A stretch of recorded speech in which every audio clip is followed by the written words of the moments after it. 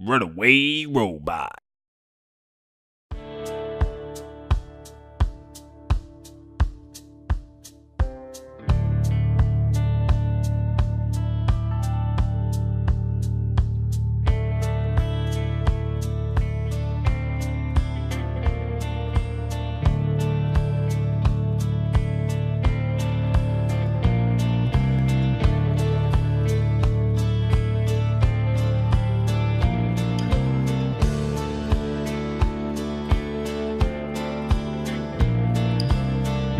Chapter 2 Trollskull Alley.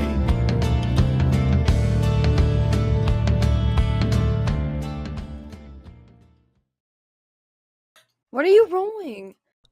Welcome to DieFall Presents Waterdeep Dragon Heist Episode 7. Hello, everyone. Hi, how are you? Welcome.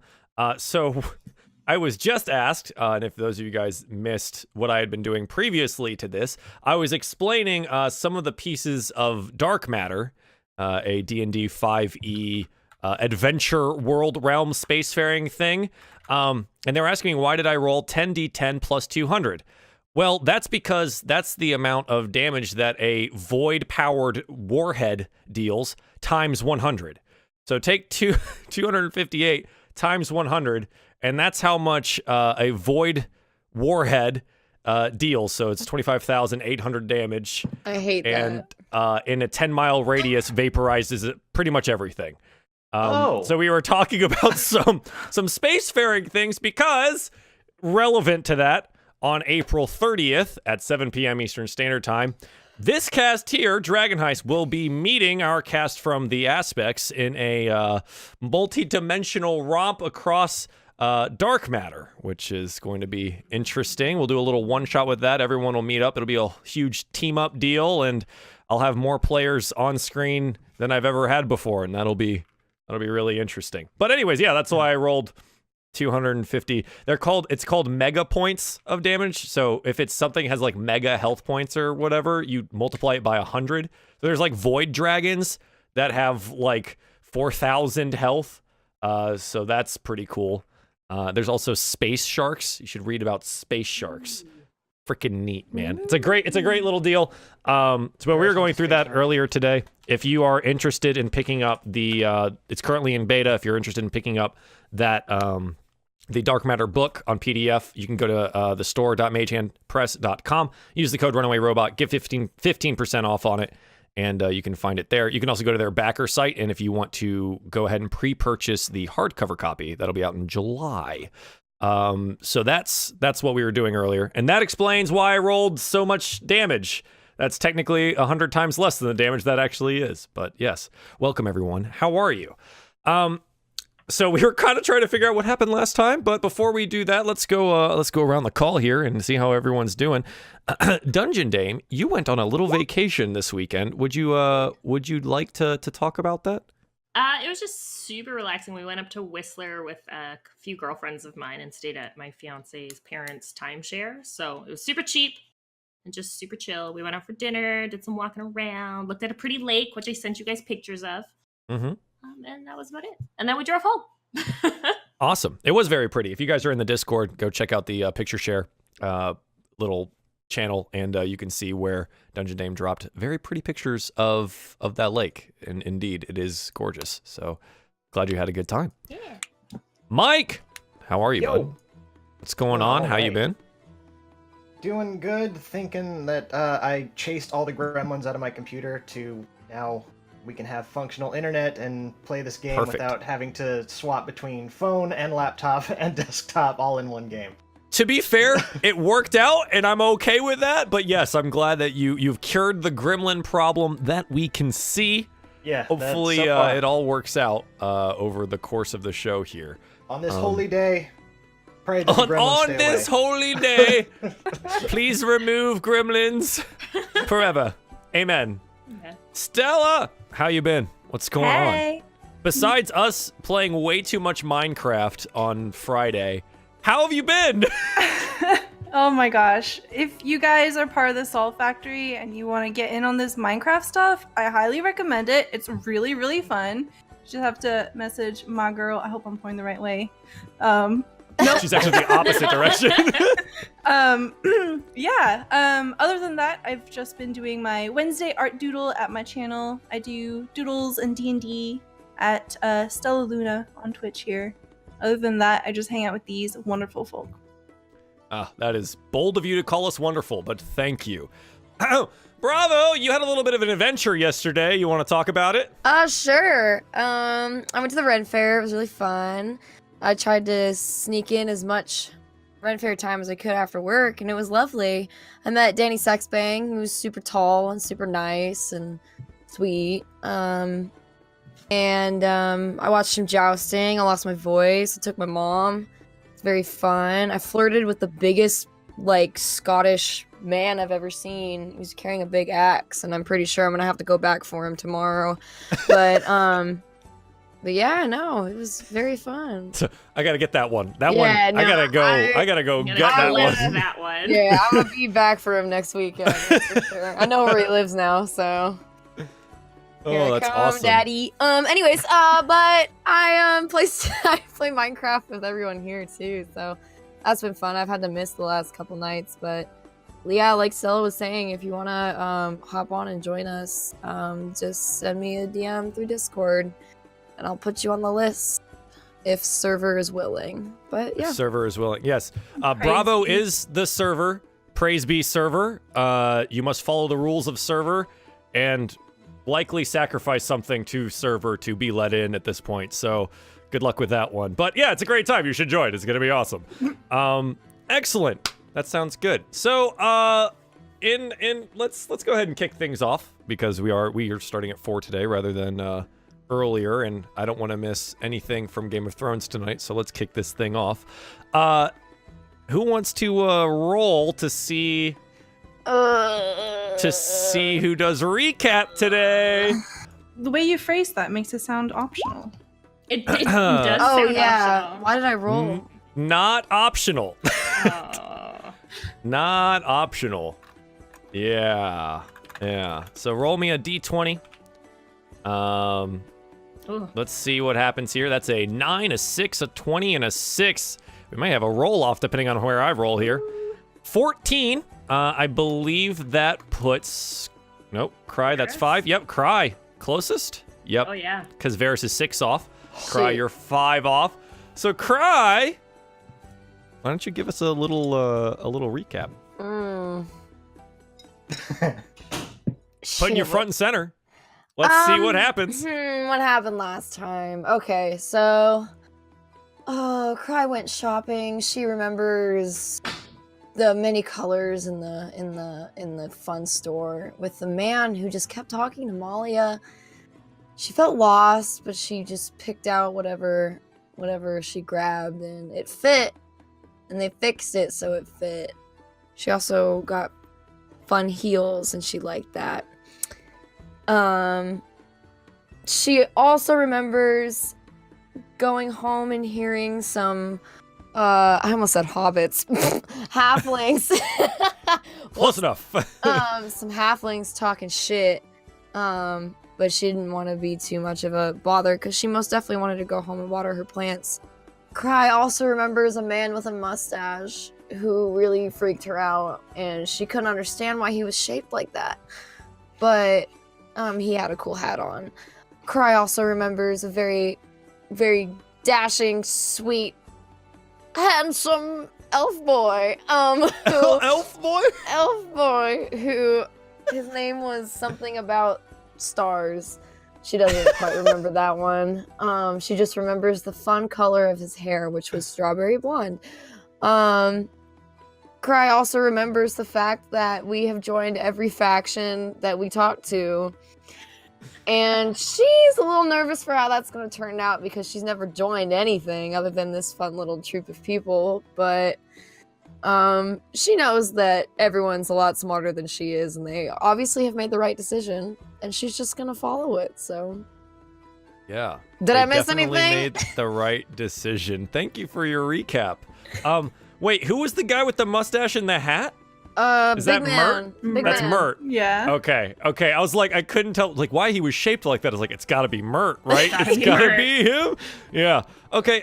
So yeah, in summary, you guys, you spent your morning talking to the you talked to two different people from the guilds. Sorry. Hammond Craddock, the Vintners, Distillers, and Brewers Guild, left you a list of this month's wines and their prices.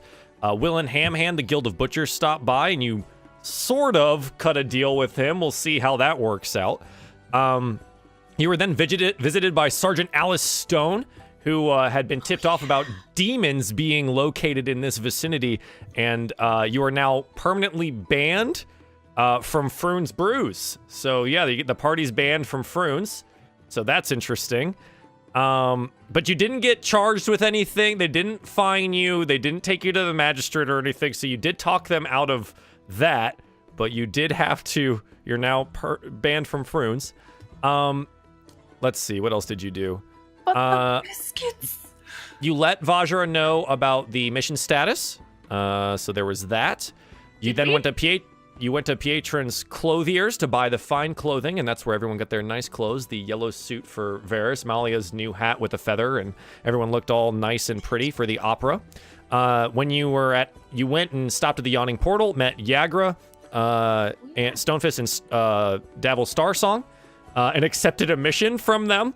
It seems a little interesting. The mission itself is about how elves and half-elves are being killed over in the Docks District, and he wants you to look into it. He also gave you the name and location of a broker for a loan if you should need it for the inn. You went to the opera, met Mert, listened to some good music, I suppose, and you accepted another mission for the Harpers to go find yourselves a talking horse and see what that horse has to say. At some point in time between all of those things, you did find some halflings that seemed interested in the inn, and upon eavesdropping on them, it sounds like they have some interest in your place, and some may seek employment there at some point in time. Ooh. We ended the show with you guys returning after the night at the opera and ending up back at the inn, and I suppose our best place to start would be the next morning, unless anything you guys would like to accomplish at night. No? Okay. So you guys go to sleep, you get your full night's rest after an entire day of shopping, meeting new potential employers, accepting various missions, and watching a piece of art, which I'm not super sure how most of you guys would have taken that. Like, I don't know, has Cry ever seen an opera? Has Varys ever been in anywhere quite as nice and plush? So maybe some things to figure out there, but the next morning comes for you, and as all early spring mornings in Waterdeep, it is chilly, it is foggy, and there's plenty of breakfast wine to go around. Woo! So what would you guys like to do? Water my plants. Yeah, crack open a bottle of breakfast wine. Bottle of breakfast wine cracked open, plants watered. I think it's pretty safe to say that all of these things go swimmingly, and you do so.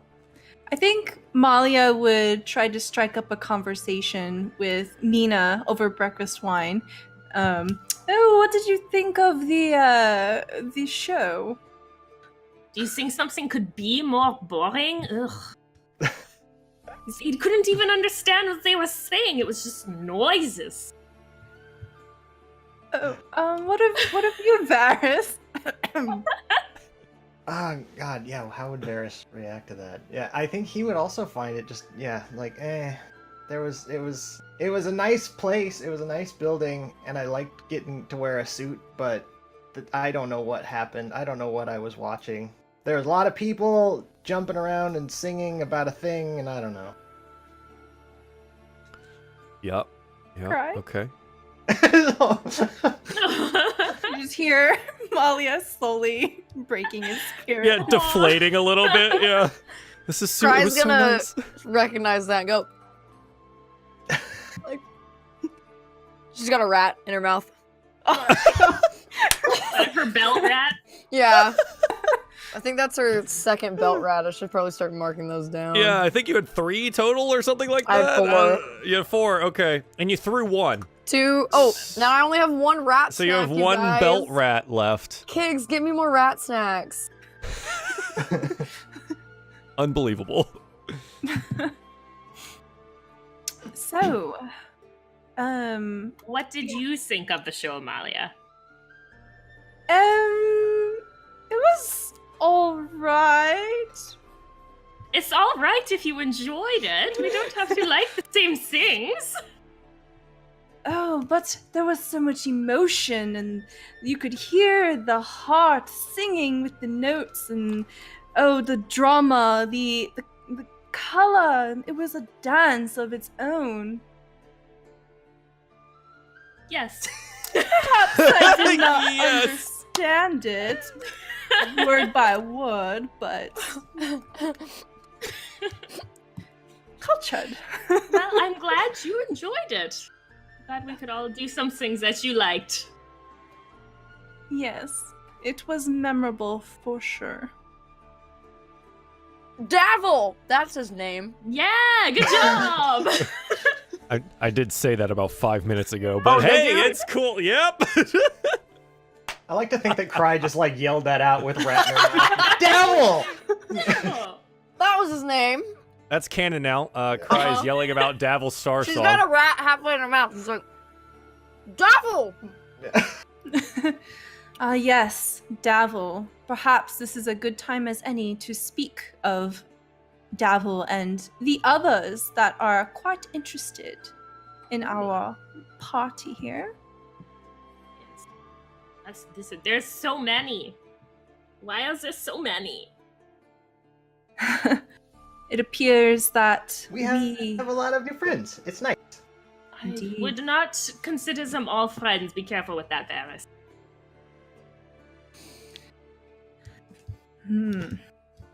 So what are our thoughts there? We have this talking horse to go find for Mr. Mert. And then we also have to go discover what's going on with the half-elves at the dock. I would very much like to figure out what that is, as that is a potential hazard for both Varys and myself. Actually, Cry, are you half-elf too? No? Okay, couldn't remember. Wait, is Mina half-elf or full-elf? I'm half-elf. Okay. Yeah. What is Varys half elf too? Yeah. Okay. We're essentially just 2 humans and 1 full elf. No, we're like 3 humans then. Like 3 humans and a full elf. 3 humans and a full elf. There we go. It is too early to do math. Sip. That's gonna be a new CW sitcom. Yeah. 3 humans and an elf. 2.5 Men canceled. How many rats are involved in this show? Lots. Too many. I'm so funny. So which one would be easier to do? Like, Well, Horse. easier to find a talking horse or solve a murder? A series of murders. the market is on the way to the docks. True. But how do we intend to find this talking horse? Are we just going to go and talk to all the horses, or how are we... I'm sure there's more than one. No, Yes. there's just one Cry? Okay. I saw You saw? You saw the horse? a horse. Oh, honey, there's many horses. Yes, many. We'll show you all the horses. It will be fun. Yes. You can go talk to them. That won't seem so odd. This is an excellent idea. We'll just say like, oh no, she's just never seen a horse before. And then you can whisper in their ear, are you Maxine?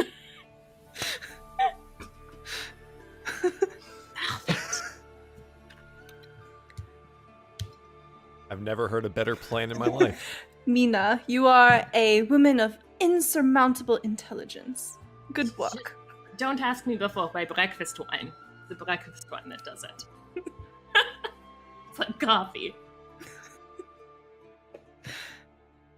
Okay. Well, shall we go attempt and find this horse? Yep. The one and only Maxine? hope she's the one and only. Yeah. How many talking horses could there be named Maxine? I guess there's one way to find out. Yeah, so it's early in the morning. It doesn't take you long to have your breakfast wine. And I'm assuming Varys is supplying the party daily with his good berries, because otherwise you guys haven't really eaten in a while. Well, so He says you guys. I packed. I packed plenty of snacks. Yeah, you need food other than wine?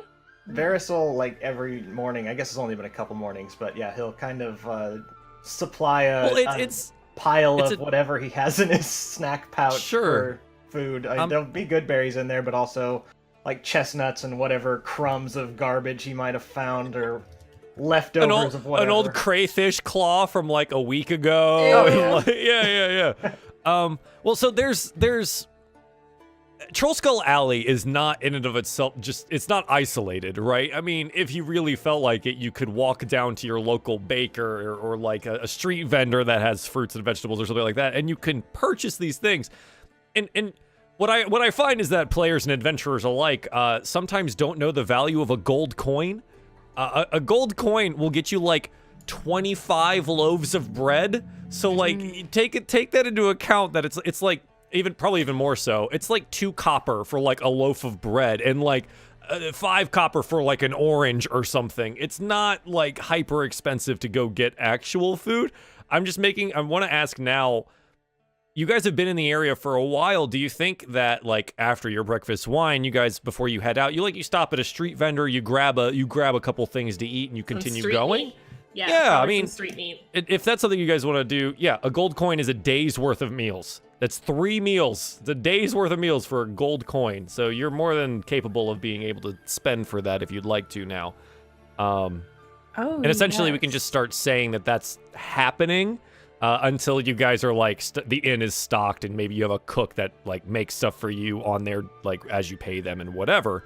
But I think that helps because it allows Varys to keep that spell slot rather than spending it on good berries per day. And you may want that at some point in time if he has to, I don't know, bring you back from the dead. So maybe we can be a little bit more conservative about that. So as that is, every time we go through a day here in Waterdeep, just mark off a single gold coin, okay? And if you need help from your fellows and you're running out of money or stuff, obviously ask about it, and maybe have a pool of money at some point. It's like, okay, here's 20 gold pieces. This is us for the next 20 days until the inn is paid for and we have food coming from it, right? So I think that would be an easier way to handle those things without having to go into every interaction with a street vendor every time. You know what I mean? Yeah. So if that's something that you guys would like to do. Bummer. We can build some street cred with the street vendor. I mean, we can also take that into account. I only have so many. But yeah, I mean, you're more than welcome to go. And if you want to do it something more personal, then yeah, go out and go say you're finding someone. That's up to you. But I think that's an easier way for us to take care of food for now. Agreed. Yeah, I think Malia would go to the baker every morning and return to the inn with a fresh loaf of bread or 2 for us to have with our breakfast wine. Sure. Bread baker is and wine. Absolutely. Yeah, you have bread and wine. On this blessed day. On this blessed day. On this blessed day. Oh my god. Yeah, so you go down to the baker. His name is Elias. He's a large man, bald, big mustache, really big dude, very prodigious stomach, always rosy cheeked, and he seems to always be sampling his wares. But I think now he's a little bit used to you coming in every morning, knows that you guys live down the street over at Trollskull. And he gives you like the loaf of bread that you ask for each day. And if you'd like to chat with him, you're more than welcome to. He's the baker. Chat with the baker. I think this particular morning, before all of the stuff we had said, probably, Malia would have got a sweet pastry, something kind of maybe fruity or tarty. And I think Malia would have given that to Mina to just enjoy. Just something a little Sure. special today. Blackberry Tarts is what he has right now. They are well iced, and they have like that center line of just blackberry jam across the top. Excellently made, very flaky. That sounds so good right now, Give dude. me a real one. That does sound really good. Yeah. So, but Elias, he provides you with that and your bread. Thank you. Thanks, Elias. Oh, of course, and you're welcome anytime. Fare thee well. And then I go eat bread with my friends. What's your passive perception?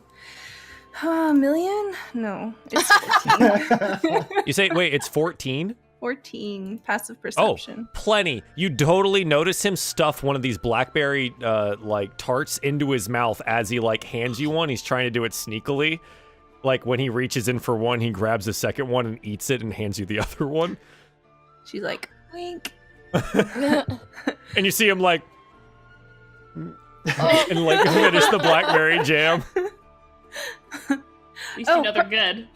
Perhaps I will order another one. You do make it look quite tasty. And he like, you see his rosy cheeks light up. He's like, of course. And he like reaches down and he grabs another. And he's like, well, it's buy two, get one free. So here's a third. Oh, wonderful. We love Thank you. Now all I can imagine is one person is not gonna have a tart when you get back. 1, 2, 3. Oh, no, it's I've fine. got rats. She says, I'll see you tomorrow morning. Ta-ta.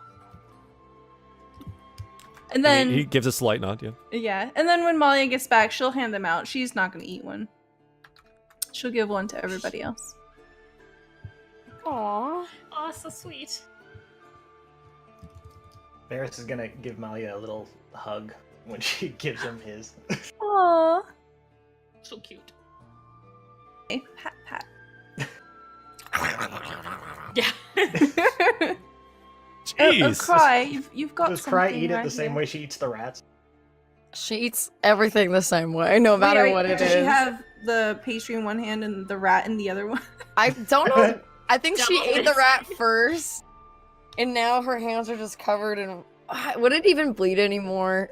Because it's been like, it's been dead. I mean, yeah, like, but it's like stiff blood is the best way I can say it. It's more of a syrupy Congealed? consistency. Exactly. It's a bit congealed.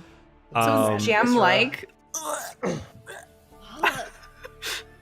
Yeah, it's a bit. It's essentially it's blood jam now. So it has it's a different type of delicacy for Cry. Woo! Aged like fine wine.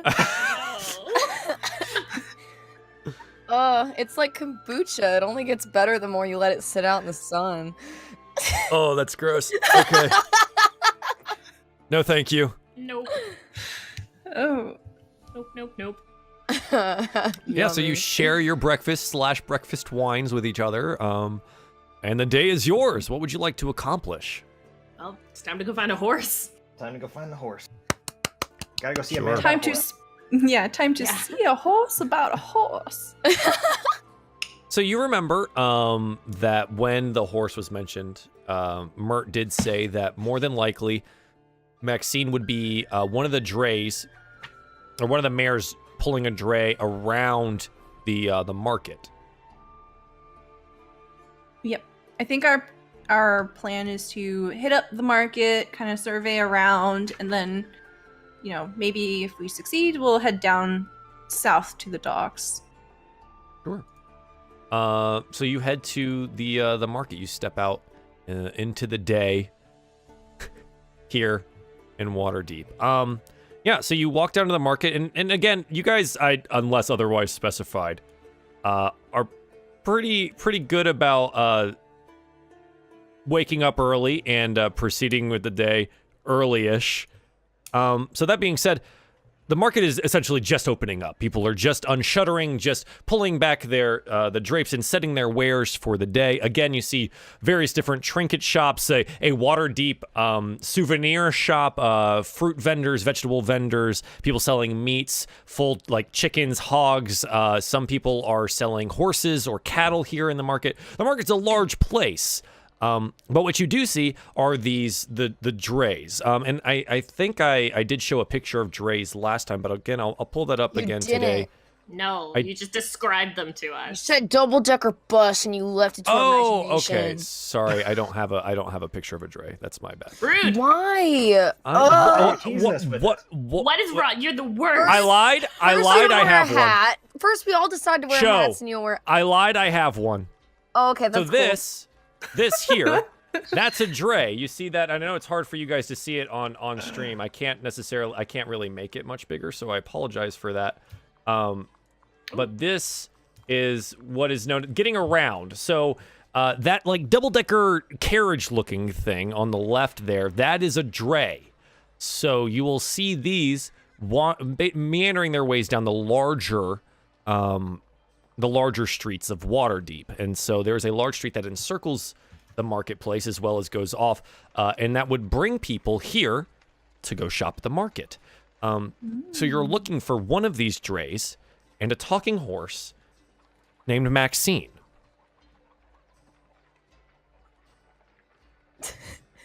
Yeah. Well, I guess we're kind of just like looking at all of them to see which ones are brown horses because we were told it was a brown horse. Oh yeah, that's right, brown horse. If you look at the picture, all of the horses are brown. All horses are brown. So as read previously, one of the drays working in the city is pulled by a talking mare named Maxine. Now locate her, find out if she's learned the identity of any Zent operatives, and if so, determine their whereabouts. Yep.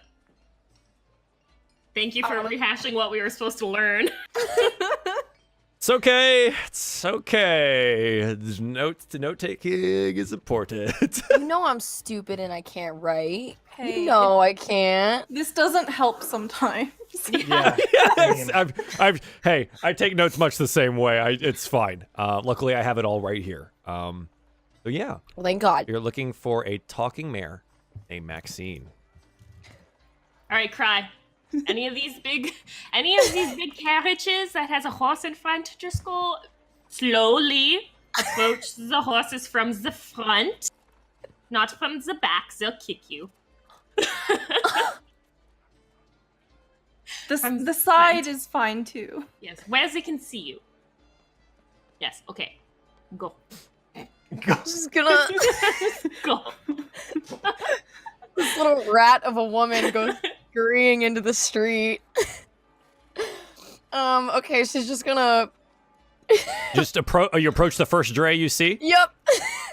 Well, this dray is moving. You stop in the middle of the street, and this dray is coming directly at you, and you see 4 large horses attached to the front, and you're just stuck, awestruck. What do, Cry? If it's moving, I'm gonna get out of the way. Okay, you step out of the way, until and like you see it moving, and you awkwardly follow it for a while.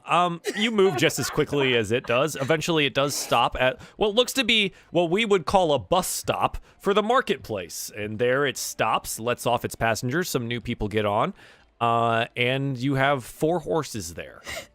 She's gonna go up to the first one, give it a little bit of a pet. Yeah. Well, the horse leans into it, right? Yeah. Are you petting up like at the head and the neck area? It leans into it, and you get a nice little like rap on the ground and a. Oh, these are nice, fun, cool, big creatures, and Cry's excited about it. And then she remembers her mission. She's like, so she whispers in his ear, Maxine. You don't really get an answer from the horse except for a bit of a nibble at your hand. It seems to be trying to find some kind of food. Oh. I pull out my last rat snack. No. Now, this is a question for Bravo. You know better than I do. Would a draft horse eat a rat? Okay, no! I just want to know. It wouldn't want it next to it either. You hold out the rat, and it like on the ground, and you hear from up where the driver sits, hey, you girl, what are you trying to do to my horse? Get out of the way. I'll have you with this whip. No! She's gonna scoot over to the next horse. On the same dray? Yeah. There's 4. You've got the attention of the driver now. Are you trying to do this, like, sneakily, or are you just, like... Just walk over to the next horse? I'm just gonna walk over to the next horse. Are you still... Is Cry still holding the rat out? No, she put the rat away. Yeah. He, like, looks at you and is... What are you doing to my animals? And you start petting the horse? Yep. Okay. Roll me a persuasion check. Let's see if you can persuade this driver that you're not not real crazy. That you're not actually insane. I'm just a little old lady. I just want to touch your horse. Not little or old. Okay, so a 13. Yeah, I think this is enough. I think the DC would have been like a 12 here. He thinks you're weird, but Waterdeep's a large city full of weird people, and he's got a job to do. I don't think he cares too much about what you're doing here. So yeah, you move over to the horse, and he sees you, and he kind of shakes his head, and he looks back over, and he's checking to see if the passengers are paying to get on, and things like that. Maxine! Nothing again. This one is like, kind of just like, you get that like horse shiver, you know, where like their whole hide just kind of gives that little, and you get that out of him. She gives him a little forehead rub anyways and runs over to the next horse. Yep. Leans in. Yep. Uh-huh. Maxine! This one like kind of like wiggles an ear at you and then like seems to look you dead in the eyes. Bitch! I hope this was actually Maxine. That's just like a weird horse. Shit. No, my name is Joseph. There's more than one. Hi. Hi. Hello. Oh, she doesn't know what to do now. Maybe was I supposed to talk to Joseph? Or was I okay, bye. She's gonna go to the one behind that one, the last 4th one. As you like move away from him, you get a little head toss, right? The nice horse head toss, and he goes, "Whoa, you're looking for Maxine. I know where to find her." Oh! Yes, she runs back over. She nods her head. Yes. And he like tosses his head back and says, "The dray behind us. She leads that one." Pat, run away.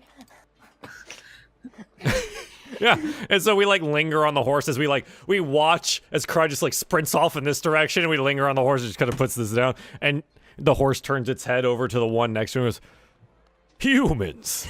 we pan away from that, and we go find Cry, who is trotting down the street, hopefully towards Maxine. Can you make me an investigation check, please? Let's see if you find yourself a Maxine. 21! Woo! Just as Joseph, the other talking horse, said, Maxine the mare seems to be leading the next dray that is coming up towards the dray stop at the market.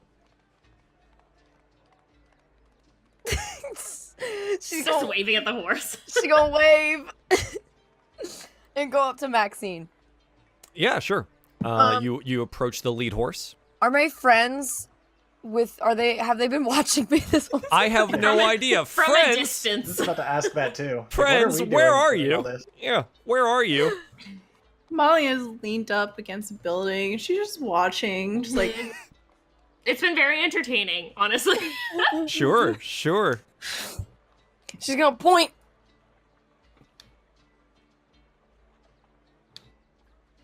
Do we we see it? All right. I assume she knows where you are, and you Yeah. guys are looking I at was her. flagging you guys down like I found her. Yeah. Again, it's earlier in the morning. The place isn't super packed yet, but the market is picking up. But you can still see Cry. She stands out like a very sore thumb. So you see her, and she's pointing at a horse. Molly is going to say, Mina, perhaps you can assist Cry. We should not be so conspicuous to crowd a horse. Yes, I think that is probably the best course of action, and Mina will go over. And while Mina leaves, Molly is just gonna kind of like watch around and see if anyone's watching us while this happens.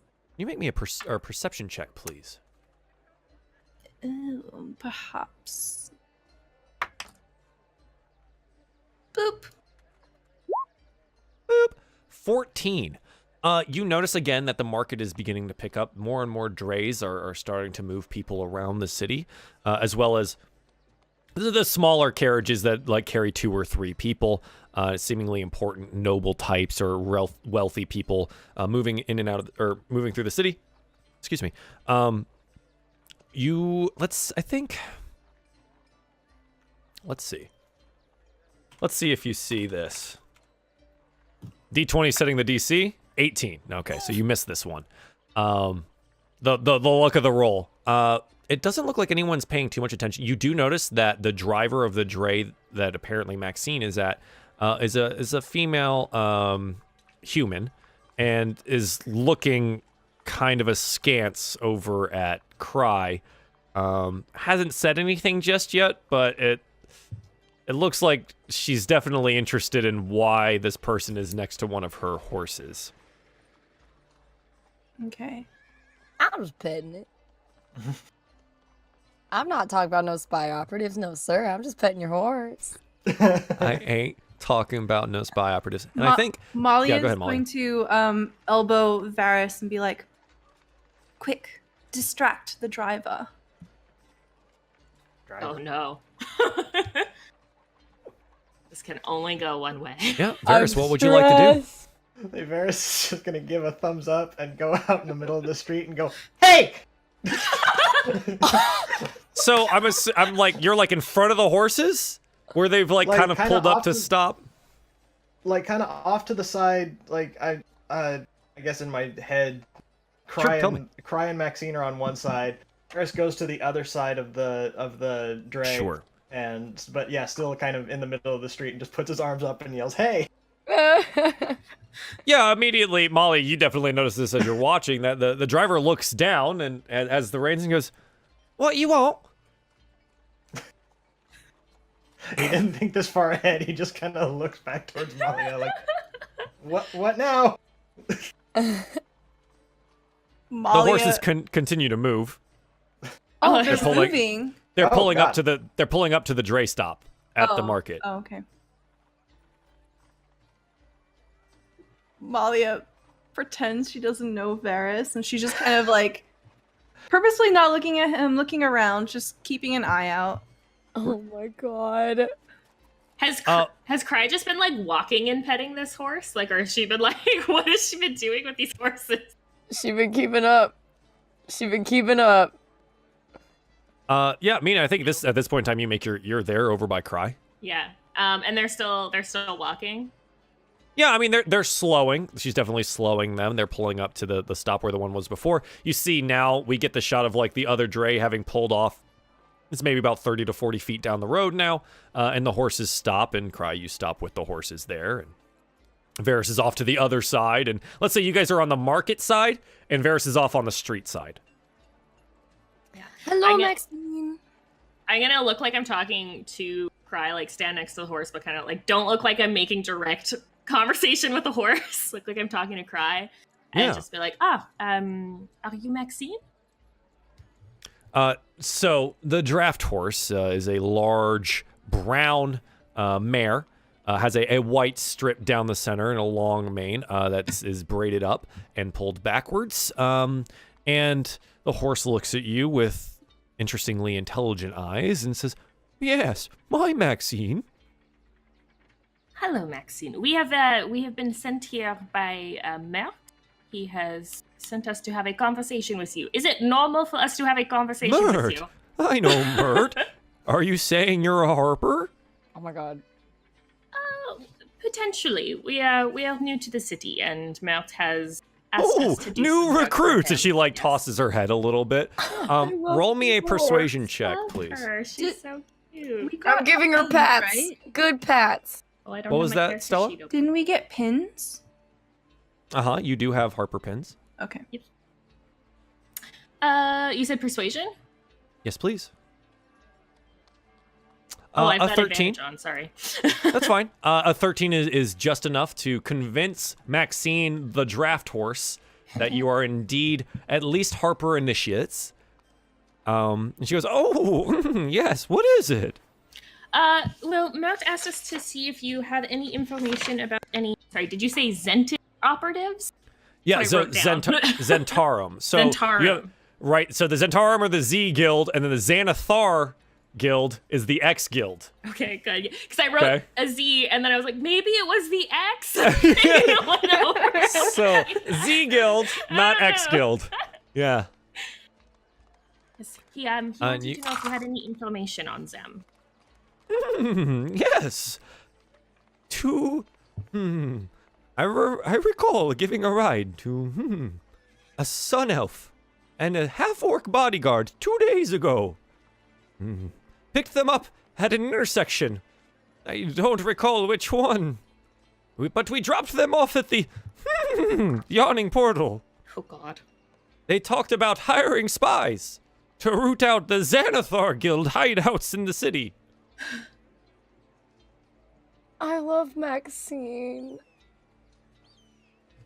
Hire spies. I'm writing this all down. Cry's just petting away. Pet. She, like, draft horses are huge, and she is leaning into it. So Gosh it's like, darn it! This it is so just like, cute. like, it's getting to be a lot of horse. Good scratchy part. Yeah, and like similarly to dogs, that like the back hoof is just like on the cobbles. I don't think horses do that, but I like it. Nope, it's happening. This one does. This one does. I mean, horses also don't talk, so Magic. magic. We love D&D. Yeah. Anything else you'd like to ask, Maxine? Maxine, do you remember what this sun elf looked like? Was it blonde hair, rather handsome for a sun elf? Yes. If I didn't like horses as much as I do, I'd say I'd like this elf. Fantastic. And she also describes what Yagra would look like, assuming that that would be who the half-orc is. she does. She describes someone very similar to what Yagra would look like. All right. And they were looking for spies to root out the Xanathar Guild. Did they say any more details about how the spies were going to go look for that, or? She like tosses her head a little bit. No. Fair enough. Very well. Maxine, it's been a pleasure to talk to you. She gets like a little forefront paw and she nods and she goes, "Give Mert my regards." Oh, we shall. Is there anything we can do for you? Do you have sugar? Do we have sugar? I don't. Do I have sugar? I don't know. Does Cry I carry have an sugar? herbalism kit. You have sugar. Yes, she digs into whatever pouch she got. She's gonna give Sure, her you got a every- couple cubes. Give it. Maxine is one happy horse and eats the sugar and gives you a horse wink. You're not sure if it was blinking or a wink, but Maxine's a talking horse, so it could go either way at this point. And at that point, the dray pulls away with its new load of passengers, and Maxine and her dray make their way down the road. Well, that was interesting information to acquire. I love Maxine. Is Cry like crying? Like tears of happiness. Cry is so happy. I will say, for the context of everything, it's been like since she got to Waterdeep, she's wanted to meet every horse she can because she thinks they're so cool looking. So she got to actually like meet two horses. Met a horse. Yeah. See, there is more than one horse. All right, let's go find. She looks over at Varys. Is he still in the middle of the road? Yeah. So Varys, this entire time, what have you been doing to distract the driver? I've just been like trying to wave and flaggered it any attention that I can. She's watching you, but she's like, "What do you, elf boy? What do you need? What is wrong with you? What's going on?" Like, he doesn't really say anything. He's kind of looking at his friends and like looking back at Malia, like, I need more direction than this. Malia, do you help him at all? Nope. Okay. I think let's see how interested she is in this. A 9. She eventually just ignores you and is helping with the fares that are going on and off the dray. So it worked in some regard. Yeah. But like, I don't know that like they were ahead on the other side, so I guess Varys couldn't hear them talking to Maxine. Correct. So Yeah. when the driver just turns away, he'll kind of put his arms back and walk back over to Malia and be like, "I don't think my distraction worked." Oh no, you did excellently. Do not discount yourself. Perhaps we should practice a bit on your ability to distract. But that would be a different time.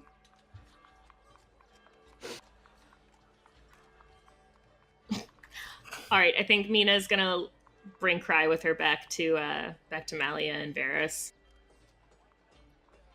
Okay. Yeah. You guys, you meet up on a corner across the street from the marketplace. Good. Well, that was actually more informative than I thought it would be. Oh, what did you discover? Perhaps we should not trust Devil Star Song.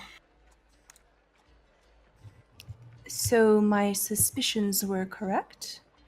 I think they could be. I think he might have other intentions for hiring us than what he let on. What were they? What did you discover? Mina's gonna kind of like look around and see if anybody's paying attention because she doesn't really want to spill beans. Perception check. Roll me a perception, please. No beans to be spilled. No beans. But he was Perceive. so hot. He was Please so hot. perceive. Ooh, that was pretty good. 18. You do notice something. Oh. Oh my god. So, let me drag you guys over to the map real quick. We'll give you a little bit of a look at where you are and where I'm thinking you are in relation to things. No, I'm scared. Is it the... No, this Is is it this do is, is it do it? What? Don't hug me, I'm scared. So this is just the map of Waterdeep, so we can just give a little relevance on what's happening in the market area here. So I think where the stop would be is right where Bazaar Street meets that large opening for the market. So you guys would have talked to Maxine there. I'm thinking you guys are just on the opposite side of the market, near where Bazaar Street meets the I can't read that, All Nether Street. So you're on that corner there. What you notice is that on the corner of Tharleon and the Bazaar Street, Mina, as you look around, is a halfling. Looks really similar.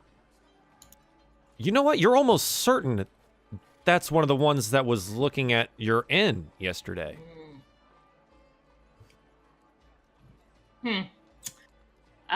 Mina's going to say, perhaps we should talk about this somewhere else. And then she's also just gonna like subtly like motion over to the halfling over there. Think Now.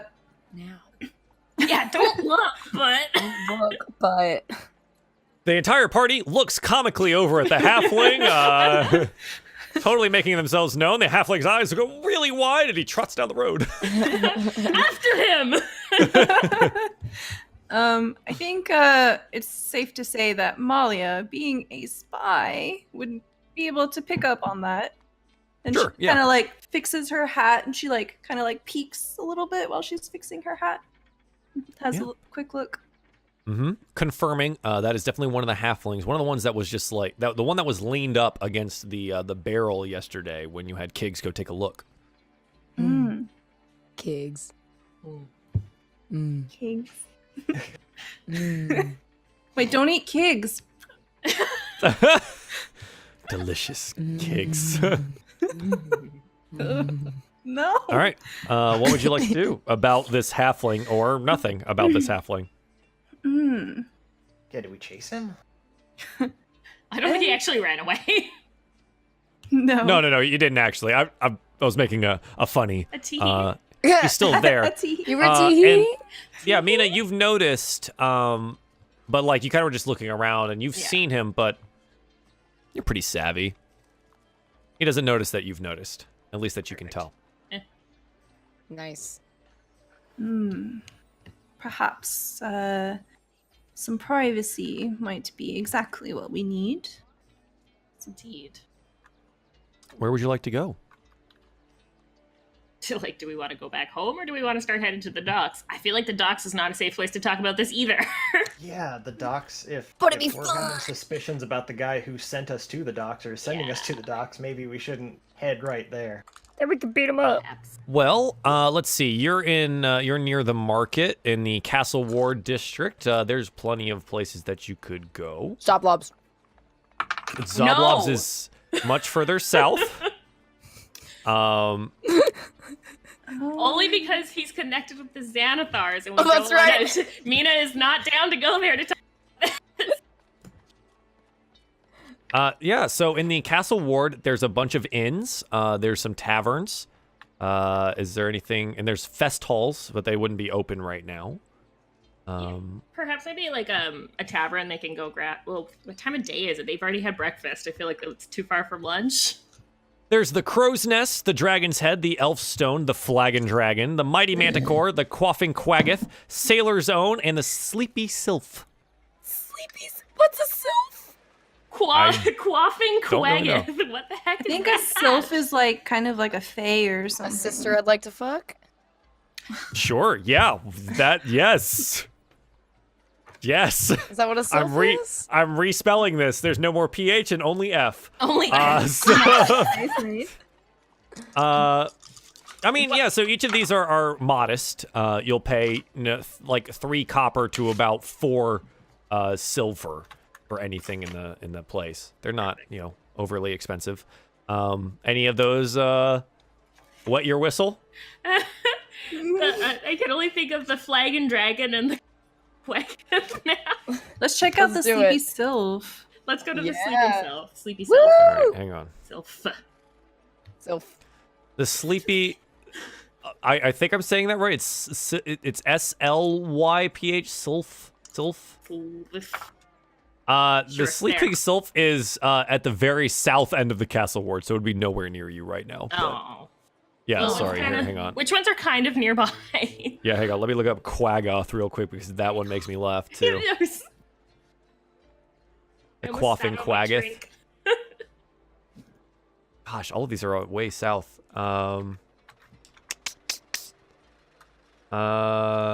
Let's say Dragon's Head. Flagon Dragon. Flagon dragon.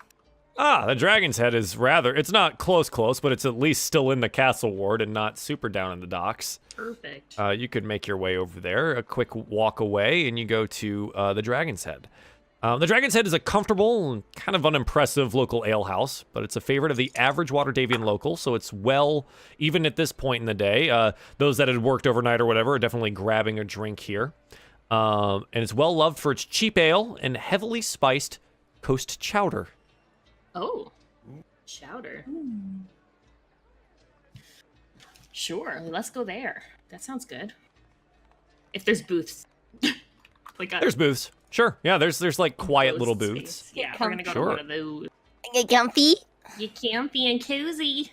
Yep. So it's pretty far south, but it's near Garion's Tower, and I'll mark this for you real quick. Let's go to this one here. There's This so here, many this yellow here. circles on this. Yep. You're welcome. So that's Thank where it you. is. And I'll get a little text here for you so you can read it. I can start removing them, but meh. Is the peak top area where they have the griffins? Yes. Ooh. Oh. He wanted a feather. The man, the myth, legend. He wanted a feather. Fancy feather. Oh, it's not Flagon Dragon, it's Dragon's Head. Sorry. Yeah. Screw the guilds. Let's go get that man a feather. As we're walking, Malia will say, perhaps when we exit or the next time we see the halflings, if they continue to trail us, we could. What? Oh. What? Oh my god. Did he really say that? No. Okay. He said Molly- it in his mind. Molly will say, perhaps we can devise an ambush, split the party, and find an alleyway, confront them. My only concern is with those halflings that if they are going to potentially apply to our place of work, would it not be good to know that they are potentially spies without them knowing that we know that they are spies? Maybe, if they even are spies, but you just... We know that they know that we know. Oh, Mina, have you ever considered changing your line of work? I has no line of work. Well, Just Depends. a thought. Yes, perhaps you are right. Let us head in and have a moment to ourselves. Mhm. Yeah. So you walk in to the Dragon's Head. Yeah, and again, it's comfortable. It has some booths on the side, some tables. You see some locals there sharing a morning ale and some chowder. And you see a human male behind the bar, making some small talk and serving some chowder to those sitting at the bar. Perfect. Yeah, I'm gonna go have a seat in the booth. Let's go. Onward to Yep. the booth. You guys find yourselves a booth. You're approached eventually by an older woman. Looks like she could either be,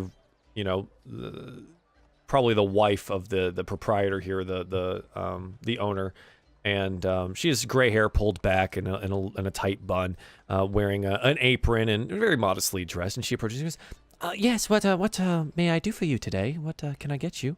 Oh. The chowder's mighty fine today." Even in this early morning, and gets the chill off your bones. That sounds wonderful. I will take a bowl of the chowder and perhaps some ale, s'il vous plaît. Okay, that'll be about 6 copper pieces. All right. And she puts down the silver. Oh my. For anyone else then? Soup. Yeah, Varys will put a hand out from under the table and. Oh, Chowder, please. I'm sorry. I didn't see you there. Chowder. Okay, of course. Well, this covers the cost of all of that, unless anyone else wants anything. Do you have any wine? We're mostly an ale house, but I might have a bottle of something in the back. Just a glass, please. Of course. I'll see what I have. And she bustles off, and goes and gets your food and drinks. Perfect. Soup. All right. Mina's gonna keep an eye out for her back to stop conversation, but she's gonna start talking about what she heard from Maxine. Sure, go for it. So, Maxine let us know that she dropped off one sun elf and one half orc, both fitting the descriptions of Davil and Yagra, at the Yawning Portal, and she overheard them saying they were going to hire some spies to root out the Xanathar guilds, which leads me to believe that they are part of the Zentarum guild. Especially as we asked her about Zentarum guild stuff and ZCC information she told us. Interesting. Dang it. Okay. So there was something that Mike heard that he doesn't know if Varys heard Davil say about winged snakes. So I don't know how, if he would have heard that or how to play this to know if he heard it. You were under the table, correct? I think we were heading to talk to him when I heard it, but I don't know. Yeah, he might have been under the table. I'm not was sure. interacting with Mina, I think, and he had mentioned that he was going to send a snake. Yes. Yeah, he said something about a winged.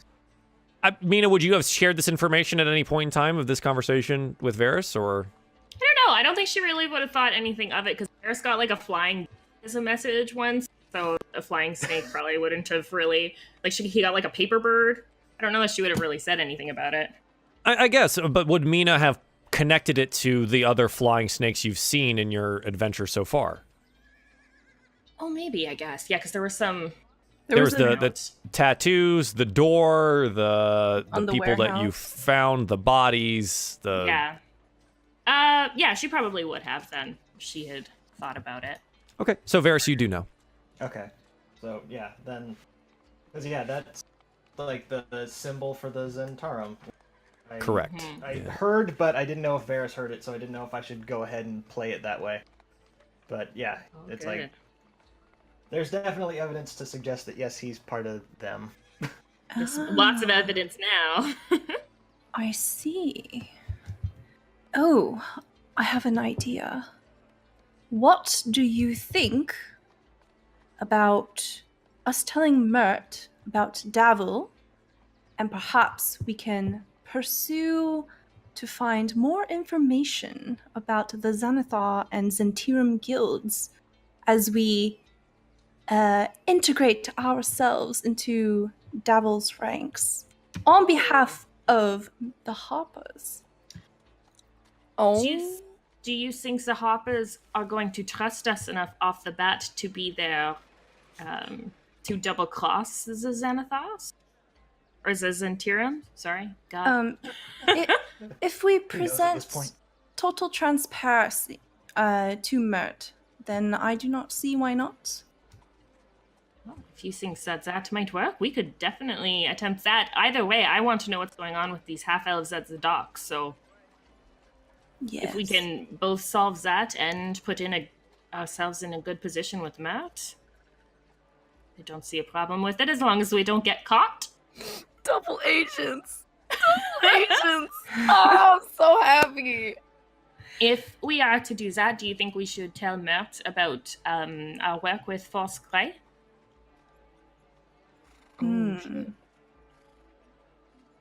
Well, They are in good standing.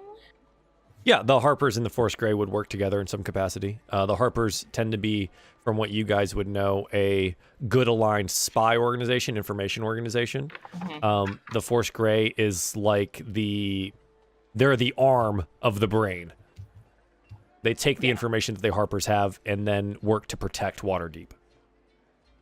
So it could be that they don't mind us working for both sides, for them, because they appear to be in cahoots anyways. well, and Malia looks around at the table, addressing Cry and Varys, and she says, well, do we have a preference? Do we prefer the Force Grey or the Harpers?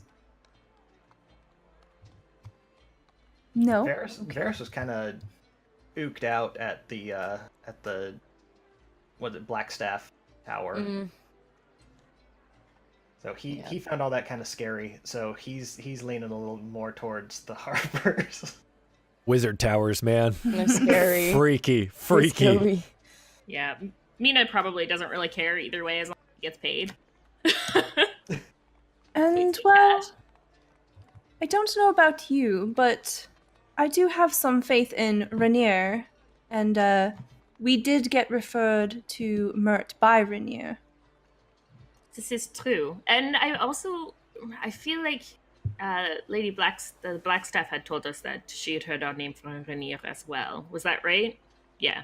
Oh, okay. I don't think he would have steered us in the wrong way. Although Yes. Davil did not say anything about Rainier, so I assume... Yeah, so both of them had heard from Renaer and Neverember at some point in time. Okay. Davil had not said anything about Renaer. Mina, how do you know Yagra?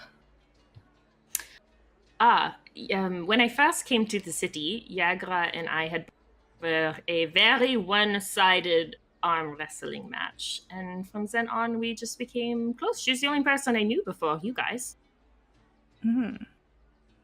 But I don't have very strong ties with her if she's into some sort of trouble that I'm not comfortable being in. Yes, If that is what you're getting at. Oh, no. It is quite handy to have associates of many kinds. I understand. Well, I do believe that compensation would likely be more handsome in the work of the harpers. Can't necessarily run an inn off the respect that we might get from the Blackstaff. Ugh, yes. I agree. If this is how we wish to proceed, I suggest we not take any load from the suggested source from Darsong, as if we do get tied up, we don't want them coming after us for that as well. Indeed. Well, now remains the question, should we seek out Mert first or investigate the docks ourselves? I think if we do intend to be double agents, we should go talk to Mert first. Yes, that will carry some trust in divulging the information. Agreed. Okay. Do we know where did Mert say where he was staying? He lives at the opera house. The opera. I think Malia asked him where she... Yeah, he told you if you ever need to speak with him directly, you're welcome to visit his manor in the Sea Ward. Oh, Mert is in the Sea Ward. I wrote it. At his good. manor, even. At the manor, At even. his manor. Yeah, so let's find out specifically where Mert's is. Mert. Mert's mansion. Mert. Oh, that. All right, Mert, you got a freaking baller-ass house. Holy F. Where's the house? Where's the heck? house? Where's the circle? Where's the circle? I'm moving it. So Mert, you will find him right here down in the Sea Ward, right near the Mist Shore in the Naval Harbor. Chat, I will move this for you in just a moment, please. Let me just get this down here. So, Damn! yeah, Mert's got a house. It won't let me write for some reason. I'm so upset. Roll 20. Come on. The one on Coin Alley? Yes. Oh my god. Okay, Mert, I see you. Oof. Sugar daddy incoming. Yes! Mert's He will mansion. fund our tavern. Maybe. So, chat, here, I'll move it over here for you, and you can take a look at where Mert's mansion is. Right here. And I'll zoom out just a bit so you can see a little bit more of the area. So just south of Mount Waterdeep, on the opposite side of those crags there, you will find Mert's mansion off the edge of Coin Alley and right near the harbor. I bet he's got a killer view. Yeah, so you guys are more than welcome to head towards Mert's if you'd like. Let's do it. Yeah. Yeah. Would you like was to- the chowder delicious? Yeah, I mean, at some point in time, she came by and gave you your chowders and your drinks. You did get a small glass of red. It's definitely not the best that you've had before, Malia, but I mean, it's serviceable for, being in an ale house. It's, in the middle of the morning. The chowder is, as advertised, well spiced, but the clams are definitely fresh and probably pulled right out of the harbor. But it does warm your bellies and fill you, and when paid, I think you had the silver paid. It'd be like 5 or 6 more copper for the total with the wine included. So, Molly, if you just want to do the 6 copper, and then you're good to go. But yeah, there you go. Yes. Yeah, it's Dragon's Head Tavern, and you can head on your way. So there's 2 ways. There's 2 ways to get to Mert's Mansion. You can go around Castle Waterdeep through Hillock Court and down the meandering roads south of Mount Waterdeep, or you could climb Mount Waterdeep. I do not want to go see that monk again. We did it. We did it once before. We can do it again. It did only take us Oh. a few hours to get to his cave. Yeah, it took a couple hours to get up, and it took a couple hours to go down. If you walked the roads or caught one of the drays, you'd probably be there in about 20 to 30 minutes. We don't have any interesting stuff to give to the monk yet. Let's just go straight. We'll go around. Yeah. So you make your way around. Oh, yep. Sorry, Malia. Did I interrupt? We could visit the griffins. Oh, yes, the griffins. Yeah. Just go pluck a feather off of one. God, It'll work. No. I'm pretty sure that's legal. Damaging Waterdeep government property. Let's see if any of them have, like, molted a feather. It's like picking up off Only the illegal ground. if I get caught. Perhaps we can do that a different day. Or on the way back. All right. Sounds good. Or on the way back. All right. Cool. So you guys make your way around, and you go to make your way through basically the north end of the dock ward, and remembering that, oh yeah, there's a warehouse in the dock ward that Starsong told us about if we ever needed a money lender of some kind. Istrid Horn would help. But as you make your way through there to the Sea Ward and over near the Naval Harbor, you approach Mert's mansion. Mert's mansion is it's large and sitting on the edge of the mountain here. Definitely has a view down over the Naval Harbor where you can see all the towering sails and the ships of the Waterdeep Navy. You make your way up to his home. It is gated, and there's a wall and a fence around the entirety of the place, where Coin Alley has an entrance onto, and you see like where the cobbles extend over towards Mert's. The gate right now is shut. What would you like to do? You knock on the gate. So the gate is like, it's a wrought iron gate, and it's like 100 feet from the actual house. You knock on the gate. This is Cry we're talking about. Let me in. Yeah. As you go to like let yourself in, the gate opens. Seems to be unlocked, just closed. Not much fun. Right, I mean, look we at have Aaron's rented like- it. What power do I have? And then she walks out. Malia will close the gate behind them. Yeah, okay. You see that there are towering parapets on 4 different sides of Mert's house. It seems to be kind of hexagonal in shape, but it is towering and made of this gray stone, and you walk up like the 12 stairs to get to the front door of Mert's mansion. And on there you see that the door knockers are all the shapes, the heads of wolves, silver wolves holding like the knocker in their It's jaws. Stark. Ooh. Malia, I am going to let you take the lead on this one. Oh, with pleasure. And she's like, do I look okay? How's my hat? Fabulous as always, my dear. Wonderful. Conk, conk, conk. Yeah, absolutely. You reach up and you slam the old wolf door knockers. Roll me a D100, please.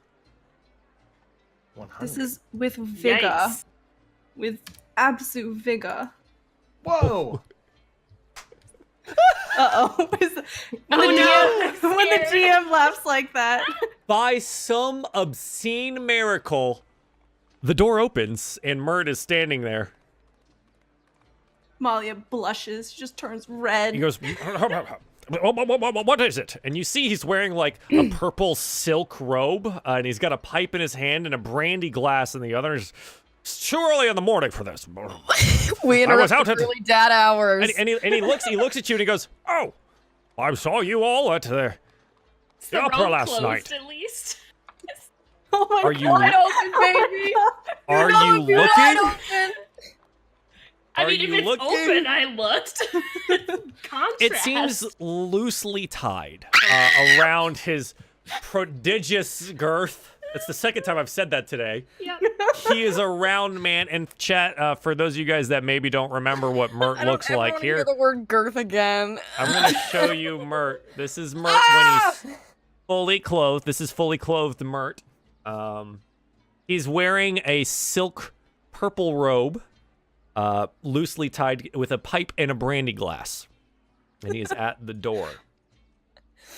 God, what a man. Malia looks slippers on? starstruck. Does he have He looks slippers on?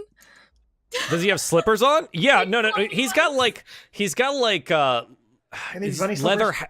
His leather house shoes. Like they're like, because you look in and obviously all of the floor is marble, and marble gets really cold in the early spring here. He's not gonna walk barefoot on this. That'd be insane. He'd freeze his little toes off.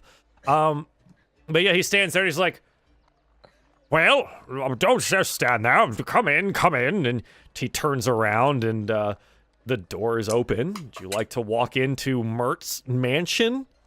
Malia strides in with total purpose. Yeah. You walk in and it looks like Mert's mansion has probably seen better days. A lot of the furniture and looks like some statues and things are all covered in sheets, white sheets, or different types of cloths. And it seems that there's definitely some dust that has settled on some of these things. You find some cobwebs as you walk through, but you do walk through, and Swat cries we have hand away. it is a grand entryway into the center with dual staircases coming all the way down. The marble flooring continues up the stairs with finely carved railings. A heavy glass or crystal chandelier hangs from the ceiling over a large. Again, the table is covered with a sheet, and it looks like it hasn't been uncovered in quite some time. And you see that there's possibly a rug that used to be under that table, but it's rolled up and placed in the corner. But he walks through, and he looks like he proceeds towards a study. The study looks okay. It has a couple of chairs, and behind a large mahogany desk is where Mert sits. And he looks like he lights his pipe up again and takes a long drag from it. You walk into the office, and you see a large stacks of books around, and a liquor table, where it looks like he got his brandy from. There seems to be liquors of various types sitting there. A couple of oversized leather chairs sit in front of the desk itself, and he himself is sitting in one of those oversized leather chairs behind the desk, and he sits and he gestures. And, no, don't really have enough chairs for all of you, but I assume this will be quick. Well, what can I do for you?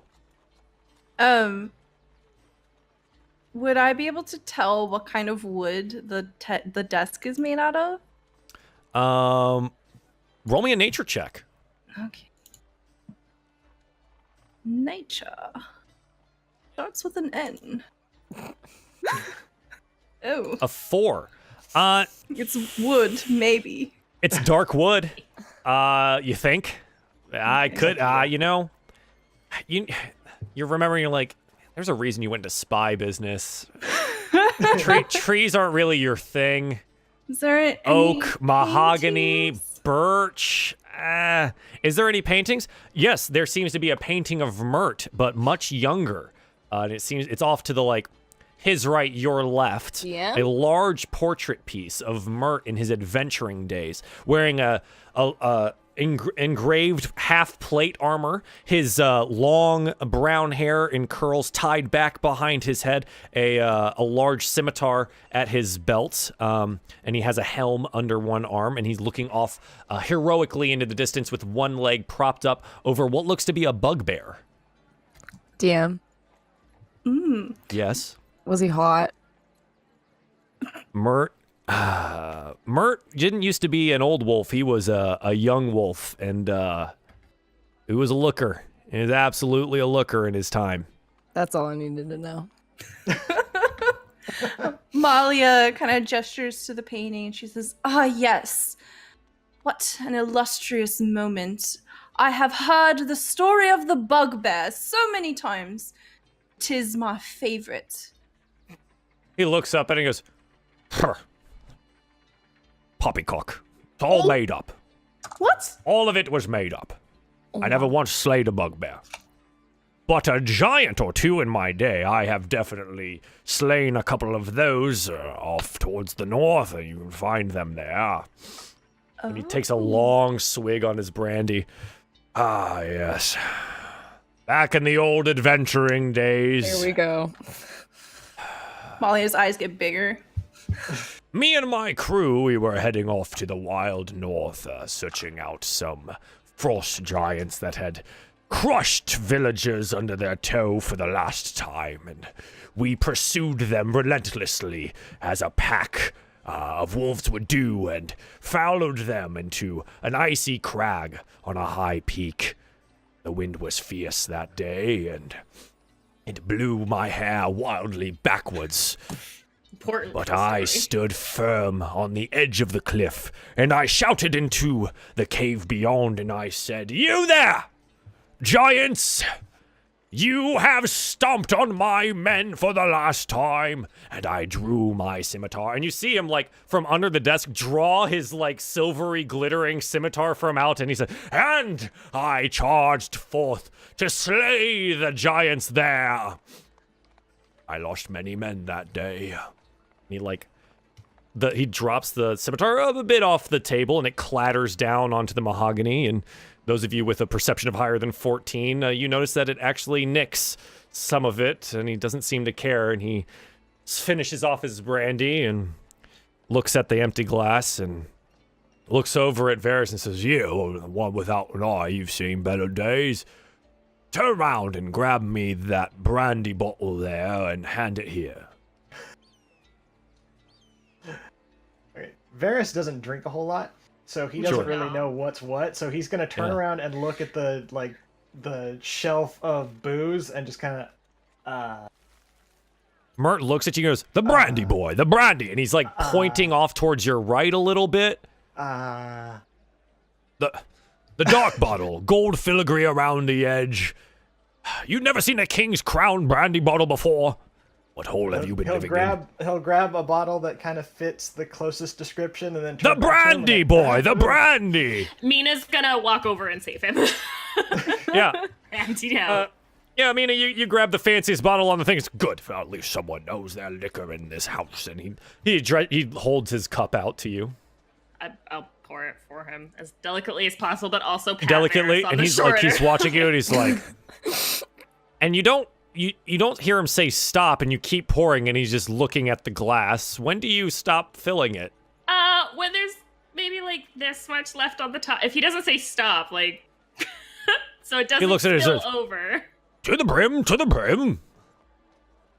Do you want to put it on the desk or no? He holds out the hand that was holding the thing. Is, "Have you ever seen steadier hands?"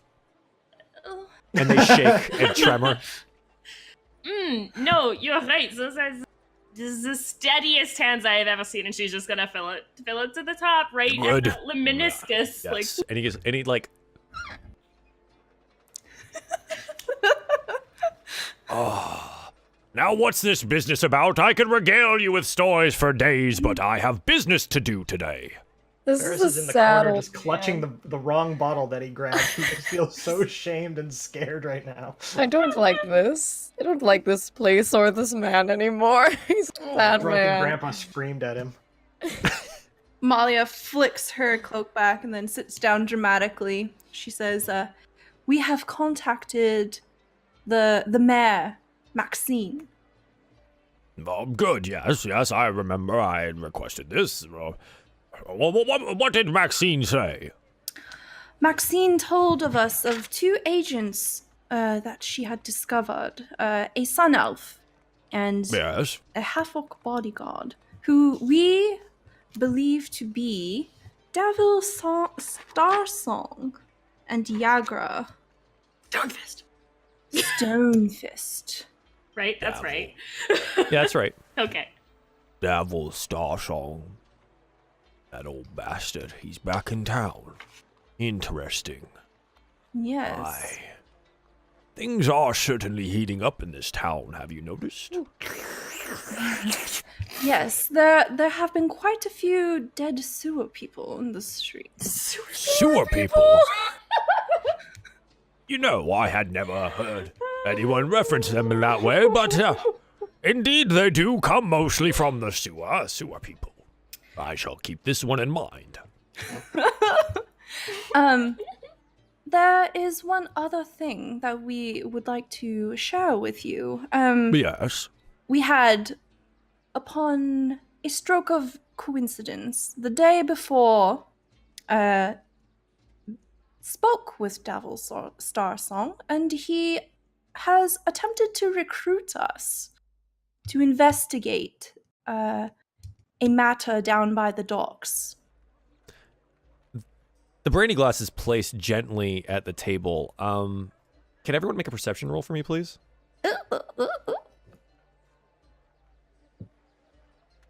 Decepcione.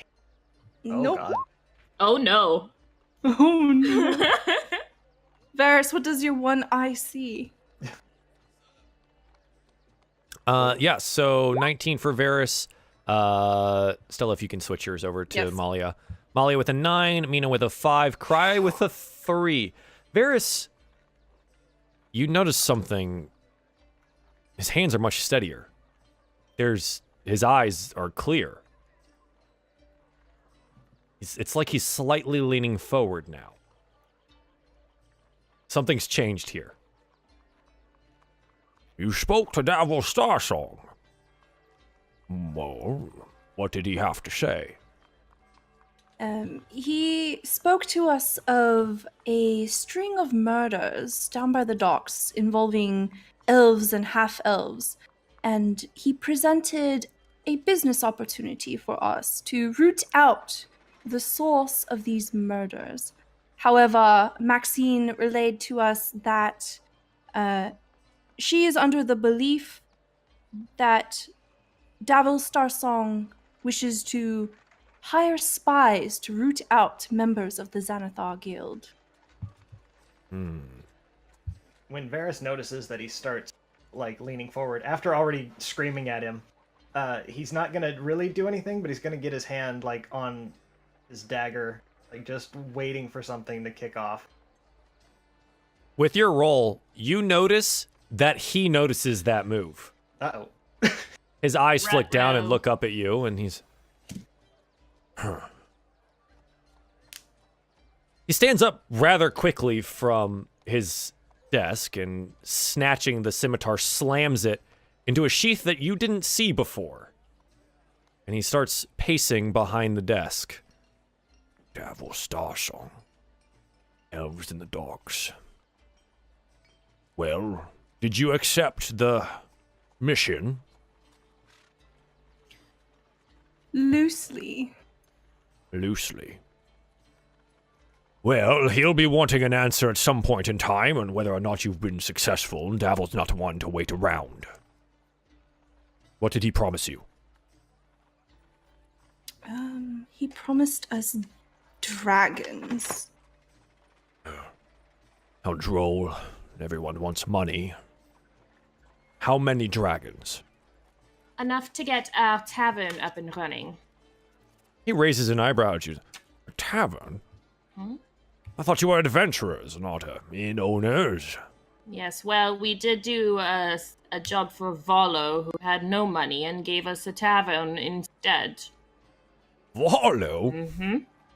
Well, I suppose that's where Renee got the information. How much is it to get to the tavern up and running? Let me just scroll back. 3,000. Is that in character, Malia? I believe it was 3,000 dragons. 3,000? Oh, that's absurd. Roll me a persuasion check. Oh god. Dear dice Nina's god, just waiting to see how please. this goes before she interjects. Yeah, oh, okay.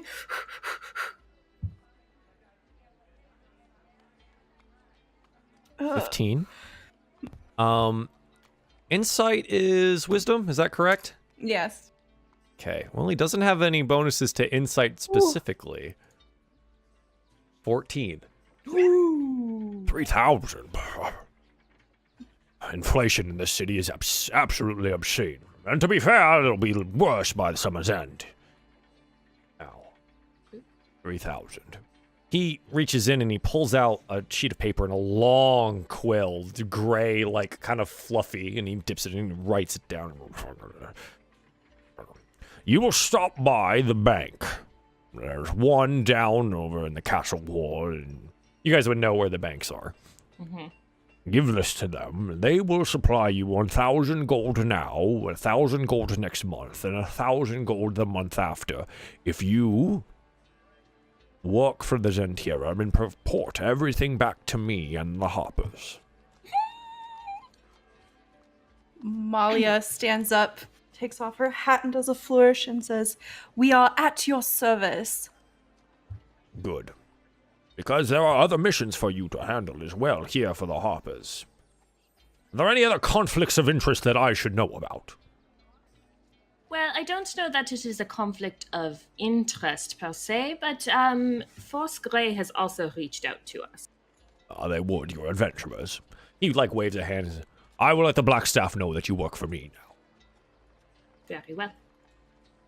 Good, good. Yes. I had planned on leaving the city, but I might stick around for this one. I've work to do today, politicking and the like. Send a letter here. I might not be in, but I will get your letters. Or maybe a paper bird if you have one on hand. They'll find me. Let me know how it goes. Stop the murders. Let me know who's doing them. Just as soon as you let Davil Starsong know as well. Don't let Davil Starsong know that you're double-dealing with him. A dangerous man. The Zentirum on their own are dangerous. I would not double-cross them lightly. Ooh. Yes. Oh my god. We are stationed at the Trollskull Manor if you require reaching out to us. Ah, of course. Where I had my page to write that other paper bird. Yeah, indeed. I will send you a bird with any other Harper business, but you take care of this first. Very well. With haste. Excellent. Now get out of my home. I Oh. have things to do. Good day. Oh my god. And you see Mert, sit back down in the chair, and he kind of stares off a little bit, and he seems to be doing something. Davil Starsong. We kind of get that, pan out from the thing as you guys exit the house. On your way out, those of you with a higher perception than 14, you notice maybe 3 women not wearing a whole lot, kind of wandering through the home. Oh, okay. All right. That dog. And you leave Mert's house. Oh my god. I think that's a good enough place for us to take our first break for this evening. Thank you everyone for tuning in for this. That was Mert. There is a 90% chance that Mert or no one is there, and you rolled the 90, so you meet it and Mert was home. Fucking wasn't supposed to happen. Regardless, Mert's there, and there looks like there's going to be some double crossing involved with very dangerous people. And we will see how that pans out when we come back from our break. So in about 3 to 5 minutes, we will be right back. Thank you everyone for tuning in today, and we'll see you in a bit. Welcome back to the Worst Puns in the World channel.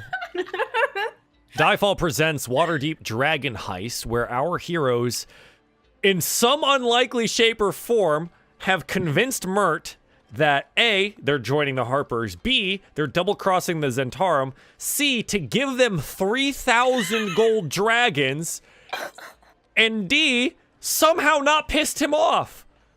I don't know how that none of that should have happened. None of it. Good at D&D. God, I love D&D. We're winning it's a great at D&D. game. You're winning. I'm opening another beer. What do you guys want to do? Woo!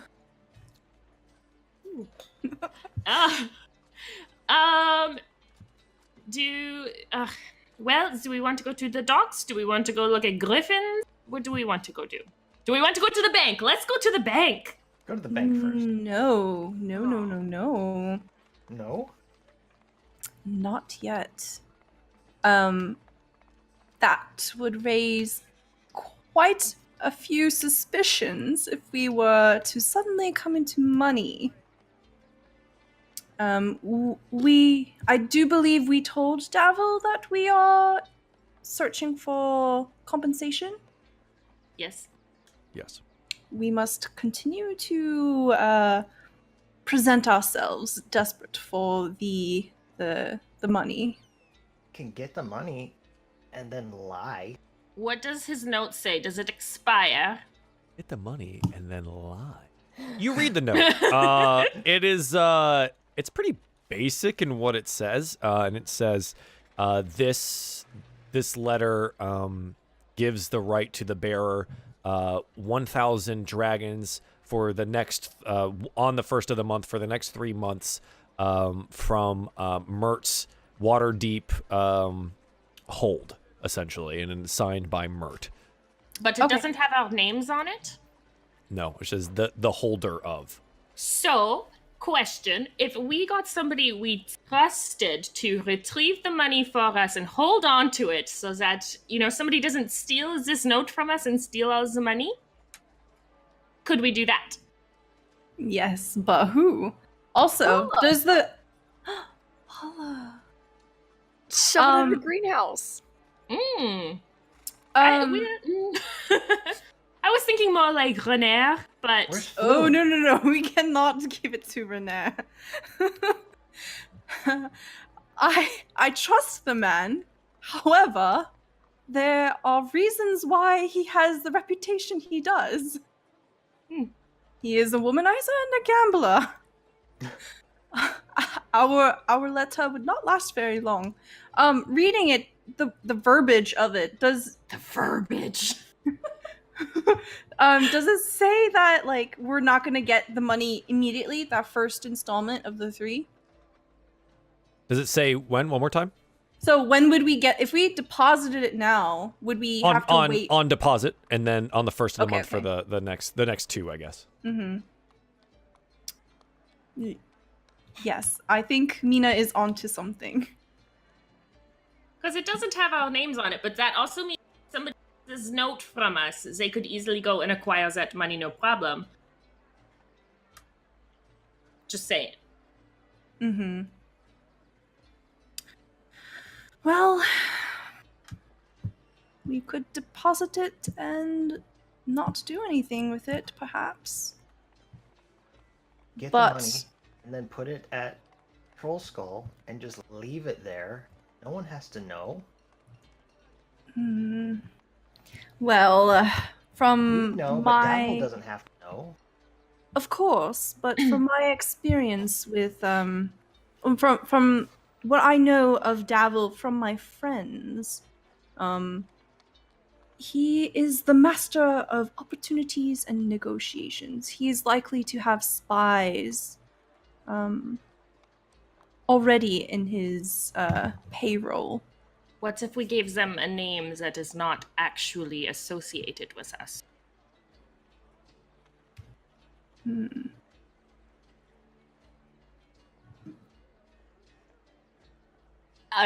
say that anybody at the bank is actually going to ask for a name, I do not know. Who among us is the least conspicuous? I mean, Varys has a disguise kit. True. Yes, who should we put the disguise on? I'm afraid to say, missing an eye is quite conspicuous. It may be a little conspicuous, yes. Honestly, Malia, I think you should probably go in with the disguise, as Z's would be a little obvious if we don't have a different hat for me. Cry, I'm not entirely sure we could disguise as something else. I don't think there's enough makeup to cover up quite how pale you are, my dear. Aw. Cry, you are as beautiful as untouched snow. Oh. True. Let's keep the snow untouched. She was put down, and she brought up, and she put down. Very well. Very well. Let us do that. And afterwards, I believe we should investigate the docks as quickly as possible. Agreed. Okay, I cut out at the first part of that. What are we doing now? So I came back in as investigate the docks as soon as possible. Disguise, money, docks. Okay. Yeah. Okay, who are you disguising? Malia. You're gonna disguise Malia. Roll me. I'm assuming you're getting a little bit of help. You're outside Mert's place. Where do you want to do this? I mean, it's not necessarily a very busy road At here, the mountain. but Let's go to the mountain. you're gonna go climb the mountain. Yes, no one will see us there. And go climb the mountain. There's a don't have to climb perfectly the suitable mountain. alley. I don't know, 2 houses down if you'd rather use that. Nah. No, let's go to the alley. Okay. I'm assuming some of you are keeping watch while the disguising is happening. Yes.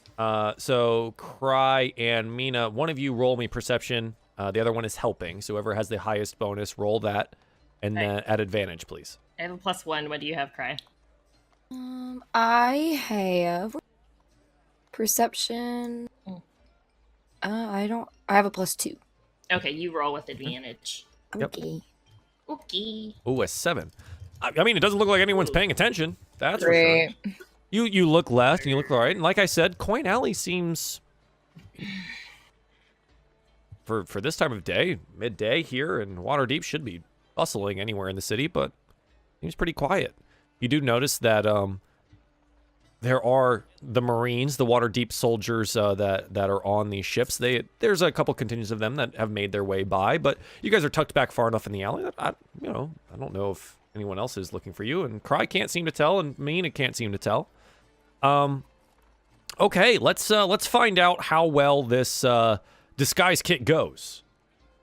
So Varus, you're going to be doing the disguising with Malia's help, I assume, because it's on her face. I think disguise kit, I've always said was a dex check, but I think I want a combination of checks here. Someone give me dex, someone give me charisma. Well, the disguise kit is based on charisma, so Is it flat charisma? yeah. I was gonna give you 2 different rolls to help balance, but up to you.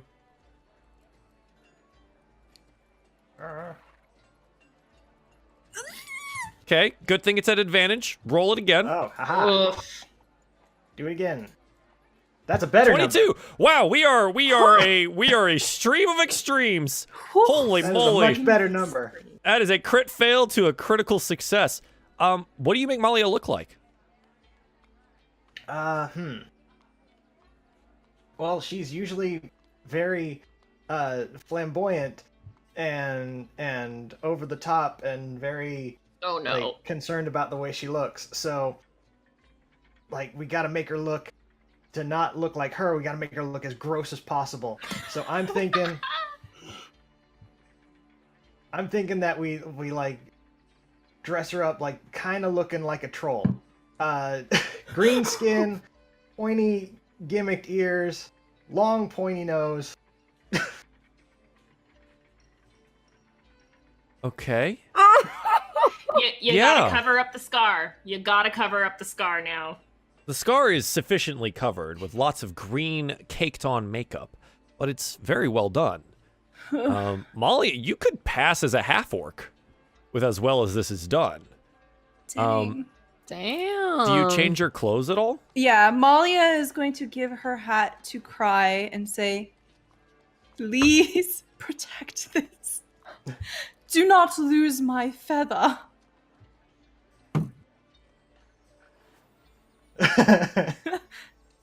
Nice. It looks great. Yeah, so Malia, you aren't different, right? Well, your hair is still down and or tied back however you were wearing it, and you still look like Malia, but anyone that doesn't know you, I mean, I don't even know where Varys got pointed tusks to fit prosthetically and ear prosthetics, and this kit is incredible. I think I would ask Cry if I can switch clothes with her. Like the big boots and Oh my god, the boots! Yeah. the witch wear essentially. Yeah, I think I'll take off my cloak and ask Cry if I can switch clothes with her. Yep, that's in character. Yeah. Okay, absolutely, Cry you would do. agree, yeah. Yeah. Malia gives you her clothes, Cry, and you lace up the knee-high boots with the heels on them. I mean, you. Clackety clack clack. Malia, are you shorter than Cry or taller or? I think I'm shorter by a little. I am 5'9". How tall are you? How tall am I? I don't know. You tell me. I thought I put her at like almost 6 foot. Okay, so she's about 3 inches taller than you. Some of it doesn't fit as well, but Cry is rather slender, so all of it drapes on her. I mean, you look like if Malia was a very tall, slender Malia, and very pale, but Malia, you look more like a half-orc right now. Kind of in an interesting amalgamation of witch's clothing and these really black boots, or these large black boots. I mean, what would you like to do? Malia looks at herself and she says, "Do you think that they will allow me to cash this letter?" Perhaps put your regular boots back on. Okay. Those look a little off. That's better.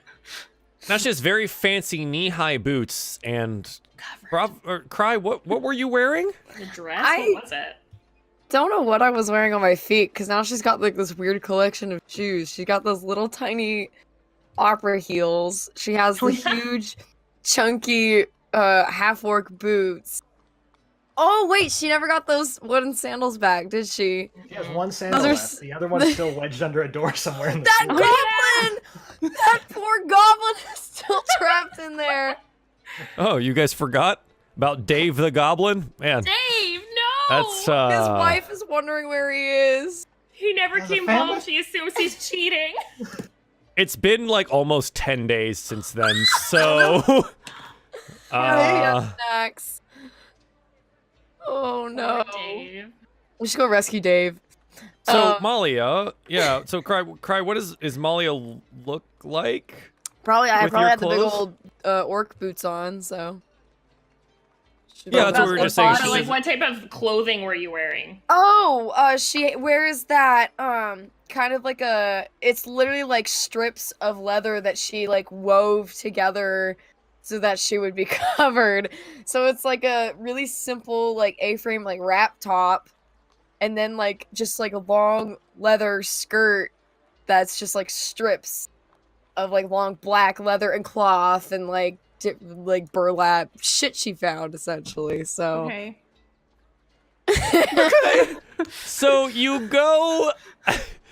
gonna go to the Seaward Bank, Malia, dressed as such, looking like a half-orc, carrying a writ from Mert, the old wolf, a former adventurer and a servant to the masked lords of Waterdeep. How do you carry yourself for this? Malia doesn't look very comfortable right now. She's like, "How do I look?" You look gross, and that's the point. Good luck. Okay. Here I go. So you go to the bank, a large government-looking building, down on tarnished silver alleys, so rather close to where you're at. It looks like this is where most of the Waterdavian Navy probably does their banking.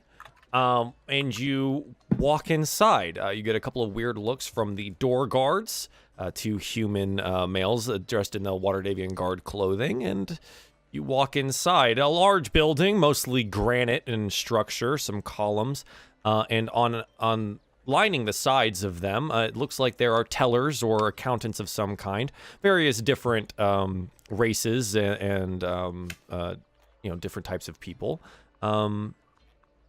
Where do you go? There's a large desk that sits in the middle that looks like possibly a help desk. Okay.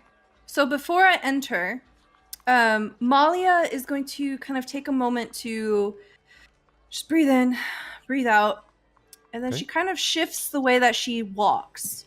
She kind of hunches down a little bit on herself, kind of relaxes her posture.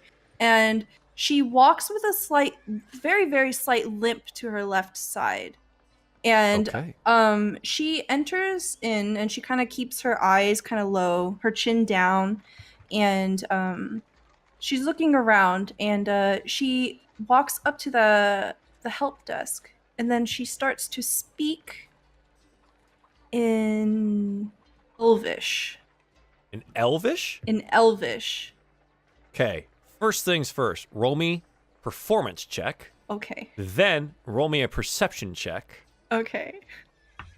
Team, rest of our heroes, where are you? Probably not right by the bank, but like close enough we can see the bank without. So you're looking across like we're the creeping street. on the bank. You're across the street, kind of posted up on an alley somewhere, and a little bit out of the way, and you watch her go in. Essentially, is that where we're at? Yeah. All right, Malia with a 13 on performance and a 9 on the perception.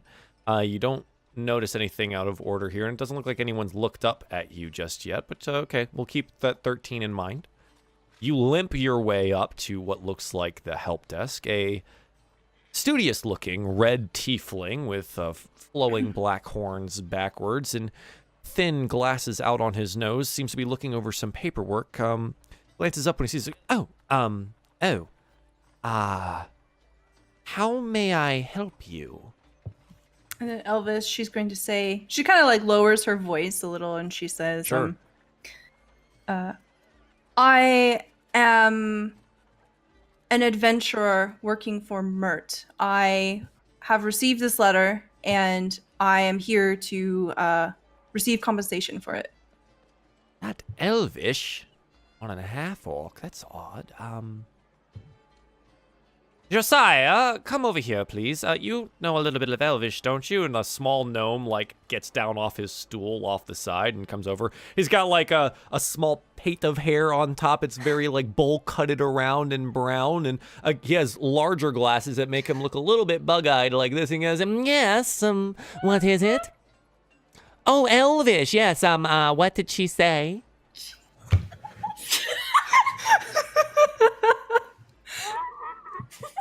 Yes. Adventurer working for Mert. Compensation for this. I believe this half-orc knows Elvish. Yes, yes. I think so. What is that piece of paper? And he's like, oh, give me that. And he like reaches out and reads and he's signed by Mert. 3,000 dragons for the next 3 months. 3,000? My, we don't put that much out for anyone but the captains of the ships here. Mert must be off his rocker, that old dog. Yes, but it does seem to be his handwriting. Malia puts her hands on her hips. Snorts a little. You see him like kind of glance over and he like looks over your shoulder, and we get, as the audience, we get the pan from behind what he's looking at. The 2 guards that were outside followed you in, Malia, and they're flanking you on either side. You don't look a whole lot like the patrons of this particular bank. And he says, I does say to the holder of this, I suppose we probably should honor it, but what if she had stolen it? I mean, look at her. Orc speaking Elvish and in rags. I don't. Yes, it's quite unusual. I shall consult the rule book and see if we have any direction on this. Yes, I will be right back. And he like goes and he like jumps up on his seat and starts tearing through like what looks to be a little handbook.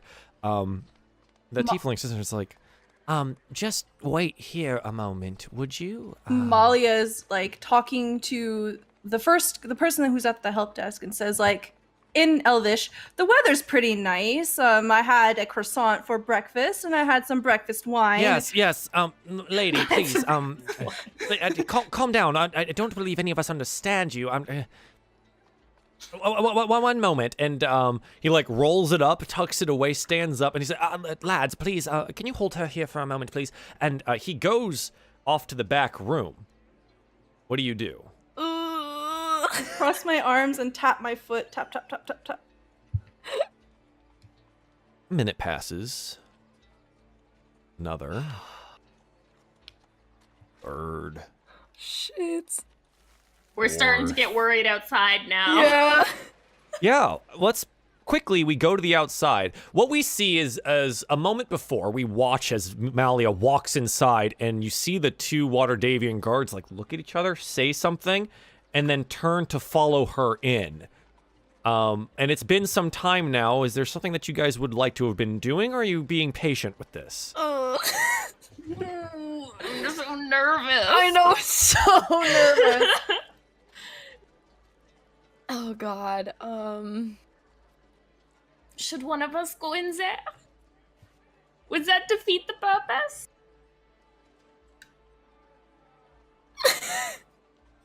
This is Malia's forte. She'll be able to do this. Yeah, if we go in, then if there are spies in there, they're gonna know that one of us is with her. Mm-hmm. Do we just wait? I mean, I'm kind of disguised right now, right? Yes, put on Malia's clothes and go in there and get her. You have Malia's hat, right? It's I have her hat and her clothes. I have her hat and her clothes. Everything but the boots. Oh, you have the big boots. Hang on. Mina takes off her gives you the boots. Shoe swap. Shoe swap. Okay. Kai?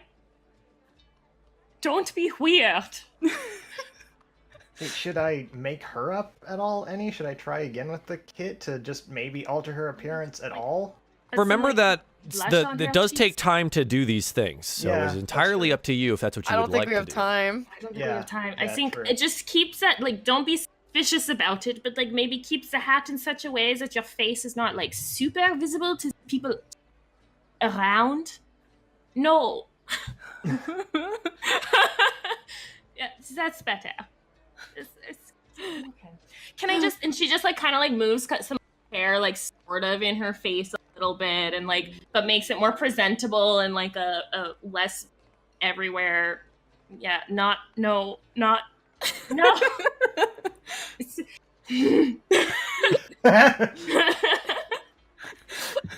Cry, looking like Cousin It, proceeds to walk up the bank stairs. Cry, you approach the bank stairs. You guys you've done the best you can with this. It is up to Cry. Cry, how are you conducting yourself? Oh my God.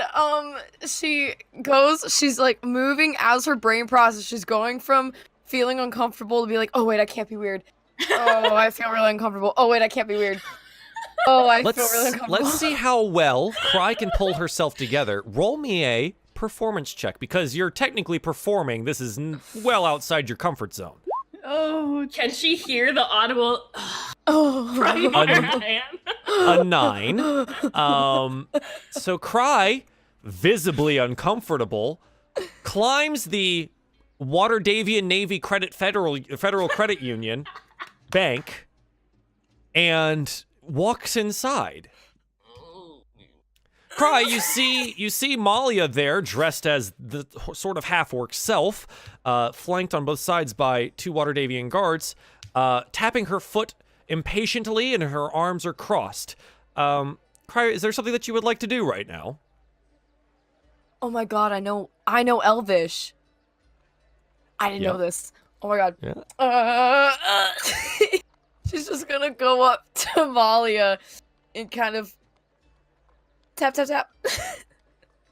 Malia turns around and she speaks in Elvish to you, and she says, kind of like, her tone is upset. She's lowered her voice. It's kind of a little guttural. She says, they don't understand Elvish. I'm pretending to be kind of mad right now. What are you doing here? She's gonna respond in Elvish to, in a awkwardly, but equally like trying to match her tone of it being as. But she's just gonna sound a little robotic. We were worried about you, and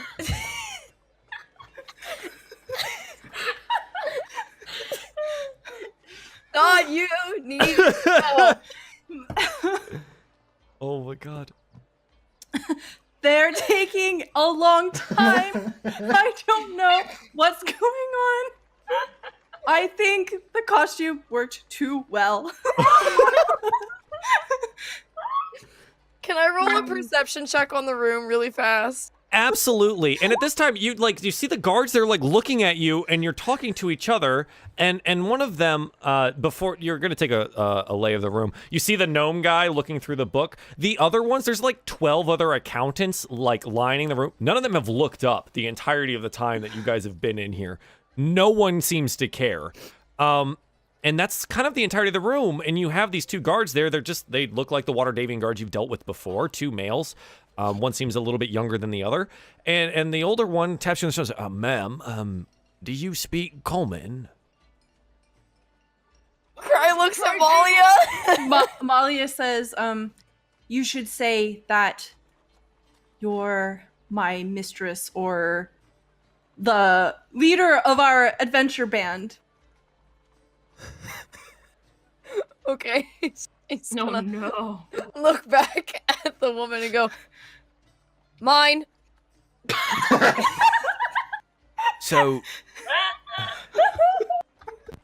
they like look at each other and they look at you. You notice with that perception check, they're looking at your ears and like trying to a human that doesn't know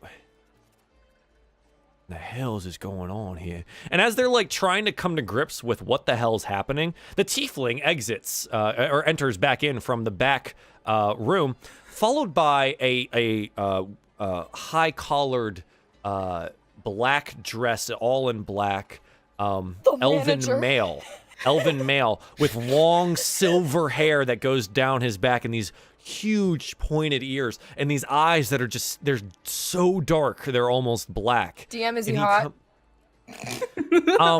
Would Cry find a demon elf mix hot? I mean, Bravo would, but in a 3,000-year-old demon elf way, probably pretty attractive. Ooh. Yeah. Good to know. He's been through the planes of existence. We love a rugged so man. they come up and the tiefling says, thank you. And look, they wait and he like looks over at Cry and goes, what the hell is going on here? And he looks over at the Waterdevian guards. He's, lads, what's happened? Ma'am, do you speak common? And they look. She doesn't seem to speak anything other than Elvish either, but that one apparently belongs to her. And the elf in the back goes, I shall handle this. And he like strides forward and looks down at the he looks down at you, Malia, and tries to figure out what he's looking at. He's making a rather close insight check here. Okay. What was your so you had a natural 20 with a 22 on that, and he plus 2. And he looks down and he's, I don't normally see many half-orcs here in my bank. Especially dressed as such and not one of the soldiers. He switches over to Elvish. Who are you? Oh shit! Name generator. No, you can't. That's my job. You can't name generate. That's my job. Come on. Oh, she goodness. says in Elvish, she says, "My name is Gorga. I am a shaman that is part of her adventuring band." Gestures to Cry. Because of how well the disguise is done, roll me persuasion with advantage. My soul. Sorry, persuasion? Yes. With advantage. An 18. Well rolled. Oh, excuse me. Yeah, deception, but I think your bonus is the same because you're proficient in that. Yes. So either way, it's deception, but you're trying to persuade him. It's very similar. Okay. He looks at you and goes, adventurers. Lakshi, hand me that writ. And looks at it, and the tiefling's like, yes, of course. Mert. Your dog has such a different taste in women these days. He's saying all of this in common, by the way. Just assuming that you don't know. Yeah, it looks like his. Seen enough of his around here. Deepest pockets in this district, at least. He can afford it, whether or not they're stealing. Give it to him. And he hands it back to the tiefling and he walks back.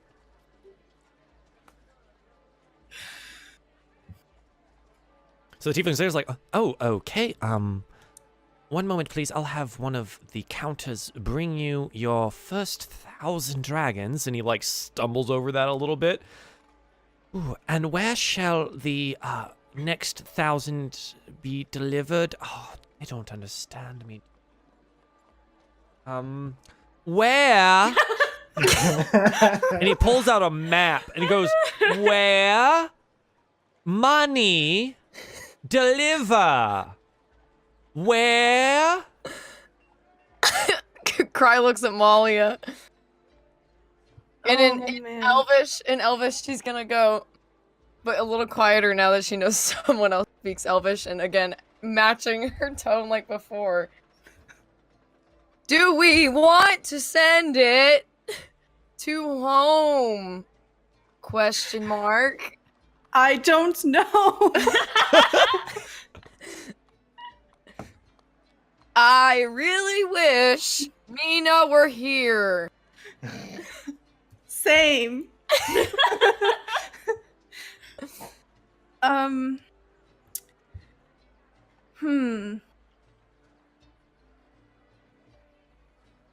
Or we can just say fuck it. Would be nice to pay the carpenters we're hiring to build our place. Woo-hoo. Oh man. Malia's just gonna say, yeah, just send it home. You can tell like she is uncomfortable with it, but she can't come up with anything else right now on the spot. Does she answer in common? No. Elvish. She's talking to Cry. Oh, okay. Yeah. Does Cry know where it is on the map? She probably doesn't. She's gonna. Can I make a? What do I need to roll to try and find home on a map? Oh my god. Roll me, and I'm being generous, roll me survival. So kind. Not generous enough. What the hell is a map? This is, well, There's so many squiggles and lines. a lot of words, and words. none of it makes sense. I don't know how to read. You know the name of home, so maybe if you just tell them the name? Oh yeah, huh? I did speak a little bit of common, that's right. I do speak common, that's right. Oh yes. Oh, I'm bilingual. Okay. It's a 7 on the survival, by the way. She's gonna just kind of Trollskull. She yells it. Yell that. She goes, oh, goodness. He looks down and goes, Trollskull. I think I know where that is. And Okay. otherwise we can find it. Yes. Malia will like just point. She just points right at the map.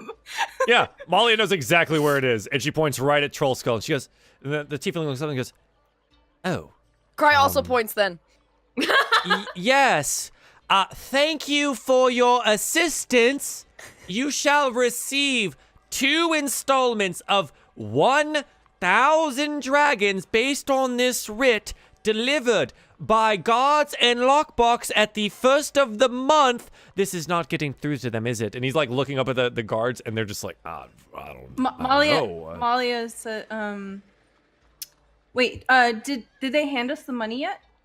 Not the first set yet. Oh, okay. Never mind. Malia doesn't do anything. She waits, endures through this painful moment. And as he's like feeling really like down, he's like, I don't know what to do anymore. The small gnome with the big eyes. Yes, here is the 1,000 dragons. My, that's a lot of money. I don't see that come out of here very often. Here you go. And he like wanders off again, and like she just picks it up and is like, here is your money. And he like jingles it a little bit, and he purposefully hands it over to Malia, who was the person that handed him the writ. True. So he hands it directly to Malia. Malia takes it, and then she just turns and leaves. She just... Pleasure doing business with you. Please come back to the Waterdeep Navy Federal Credit Union and some other... Okay, they're gone. And then we like pan outside. As she leaves, I won't cry, just like a decibel higher than that person was yelling at us. Thank you! He's like, and we'd like see as you guys come out. The next view we get of the camera is you guys like trundling down quickly down the granite steps of the front of the bank and making it over to your group. And you're all together now on Tarnished Silver Alley in one of the little back alleys. And now what? Go, go, go, go, go, go! Did you get a receipt? Fuck!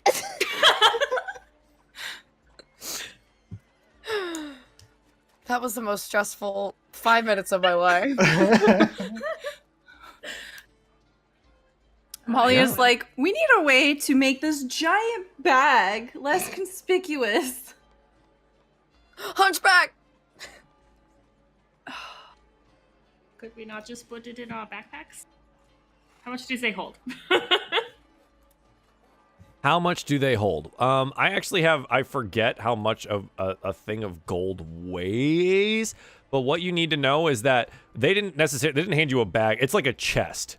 It is like it is a lockbox chest that you're holding with 1,000 gold pieces inside of it. We are asking to be robbed. Oh yes, we are. It is a large piece here. I added 1,000 gold to my inventory and I gained 20 pounds. So yeah, it's about 20 pounds of gold in a likely 5 to 10 pound lockbox.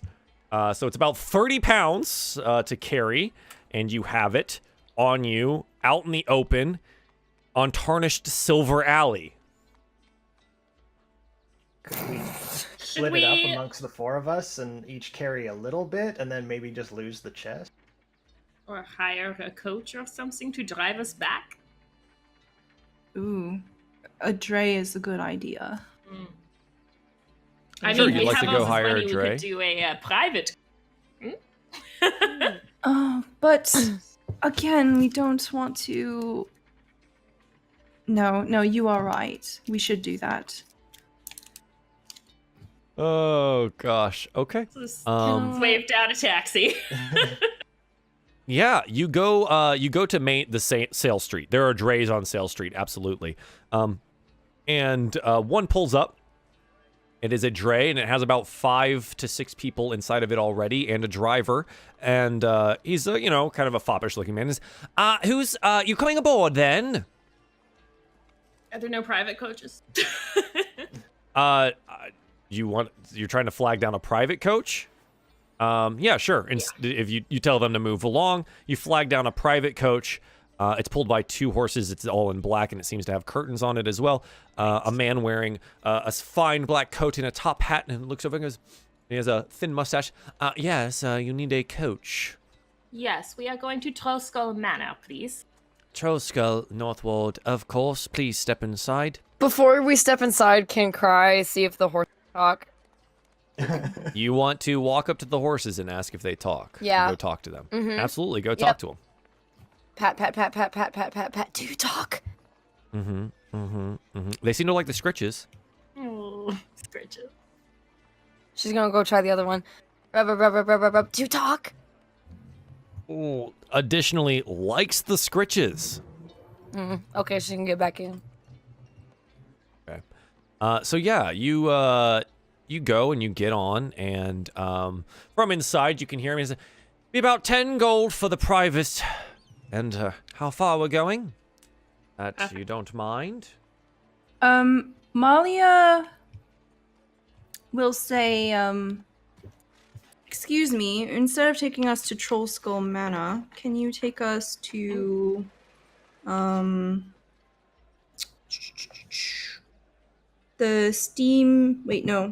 Bent Nail.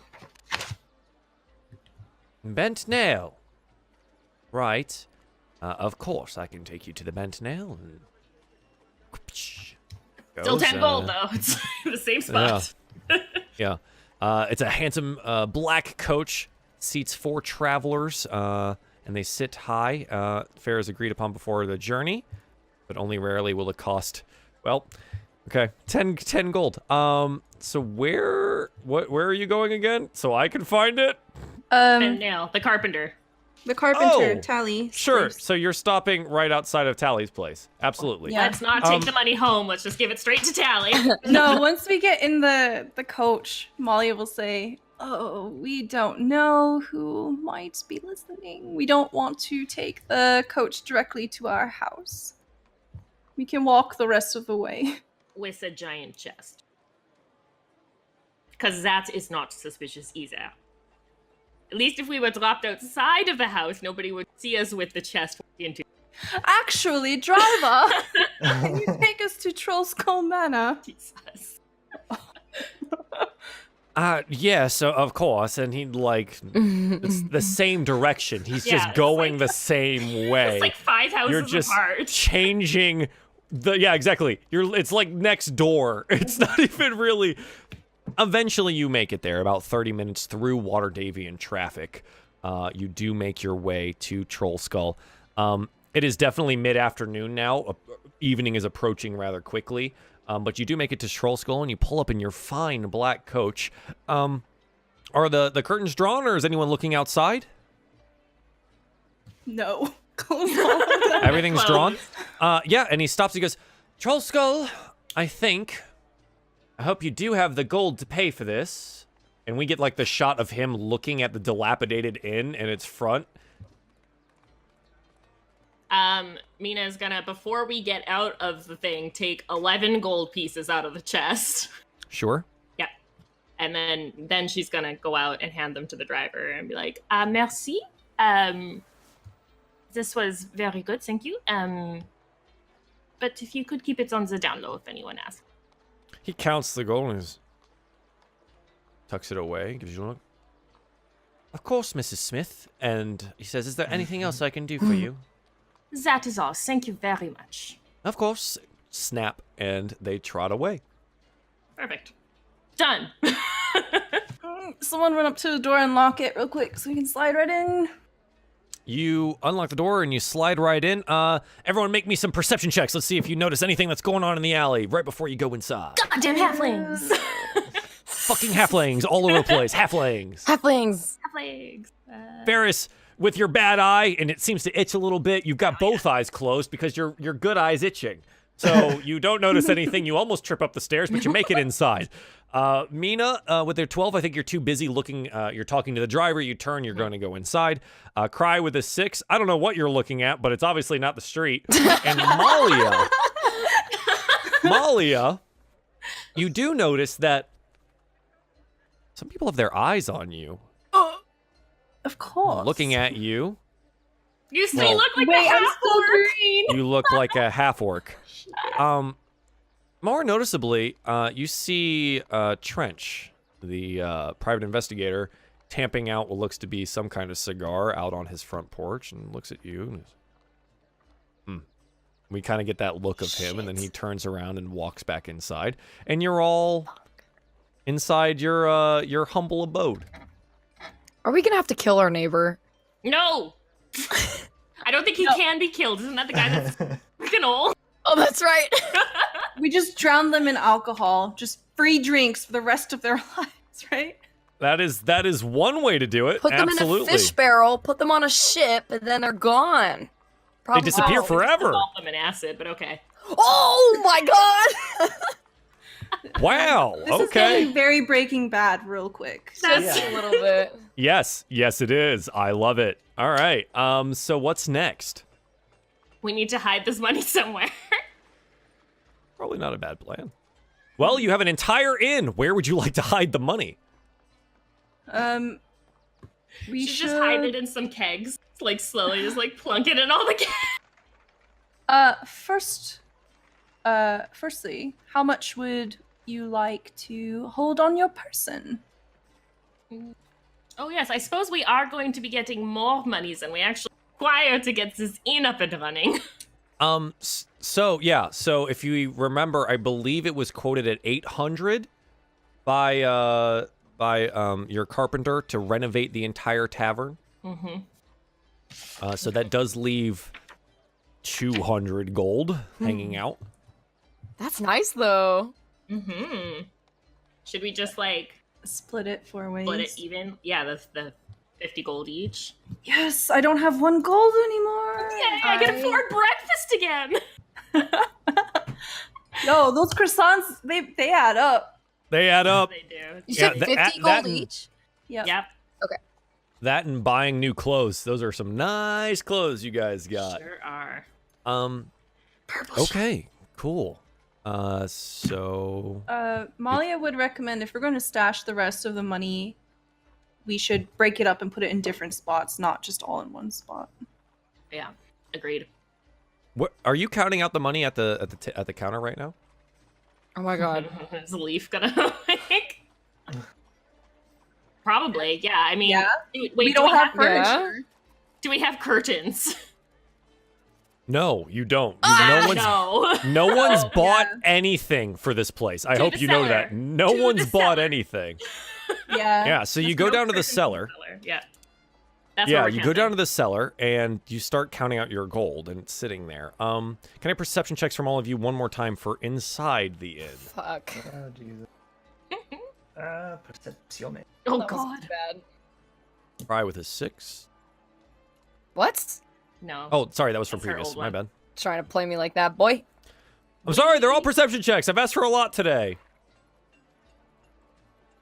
15 for Cry, Malia 17, Mina 4, Varus 6.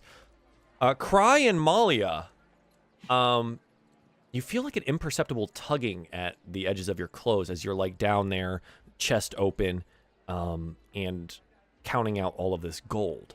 You feel like a pull. Leaf? You turn and follow. Okay. And this pull like maintains itself on your wrist and pulls you to looks to be a bunch of old ale casks. And then like it feels like he's trying to pull you through them to the wall behind. Should we try and move the ale casks then? Yes. Move them over? Scoot them over? They're empty. They move easily. Yeet! This They just bitch go. empty. Yeet! You clatter them over, and you see like what seems to be the faintest imperceptible air coming from a crack in the wall. There is money in the banana stand right now. Did you just Arrested Development us right now? Oh my Malia starts running her hands along the wall, trying to Make me an investigation check.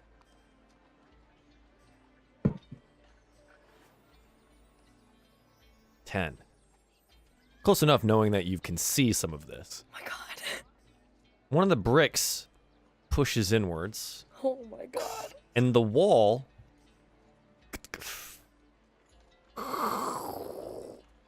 opens inwards. About 5 feet tall, maybe 3 feet wide. Kai, you go first. Okay. I can't see in the dark. Okay. Yeah, you go inside. It's a room. Yeah. You go inside and Cry, it's a room. seems to be a wine rack of some kind. A large chest, hefty padlock on it. Wine!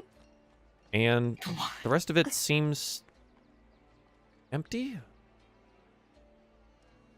I'm gonna call out again to Leaf. Leaf? You hear nothing. Cool room. Cry grabs a wine bottle and gives it to Malia. Oh, yes.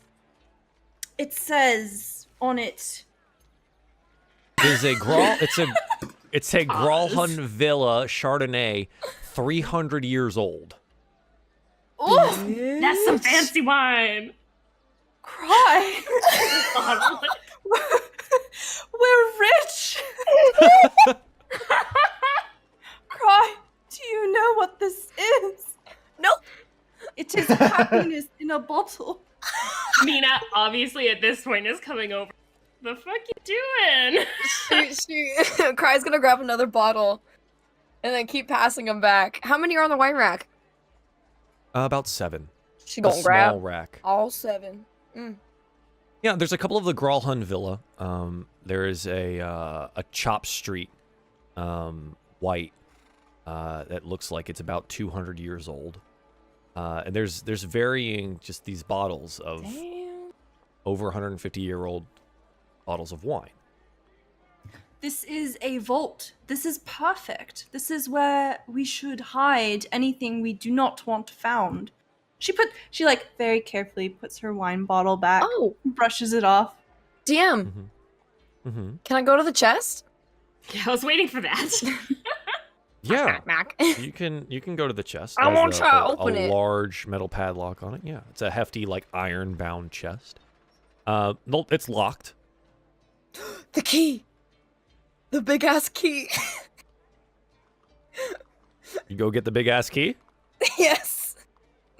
You go down and, well, it's a big-ass key, and it does not fit this large padlock. You just see Cry have a little idea and scuttle off. And I really want you to run away and come back with the key. Molly is just like waiting. She's just like, Can she? Ooh, I wonder if Malia will like pull out from hidden in her hair her thieves' tools. Oh yeah, that's right. Well, some And then lockpicks and stuff. Yeah. She'll hand them to Cry. Oh, You're gonna hand you him don't the let me Cry? try. No. She says, "Don't break them." I'm gonna try it. What do I need to roll? Well, you're not proficient in it, but it is a dex roll. So it is flat dex for you. 21. Cry, have you been taking lessons from Malia? Maybe. Maybe. Wow. Beyond all odds, not even being proficient in these, and maybe she has had a couple lessons or two. Takes the thieves' tools and seems to know her way around them pretty well. Either that or she's gotten stupid lucky. And clunk, the large padlock opens. Maybe it's old, right? She hands the thief tools back. And opens it. Who's in the room? All of us? Wait, is it in the front room or is it still in the vault In the area? vault. This is the vault. The vault itself is like, when you go inside after the door, it's probably 10 feet across and 10 feet deep. This I'm bitch is probably trapped. like near the entrance, but I probably didn't go in. But I can see what's going on with my dark vision. I'm totally inside. Yeah, Fuck. same.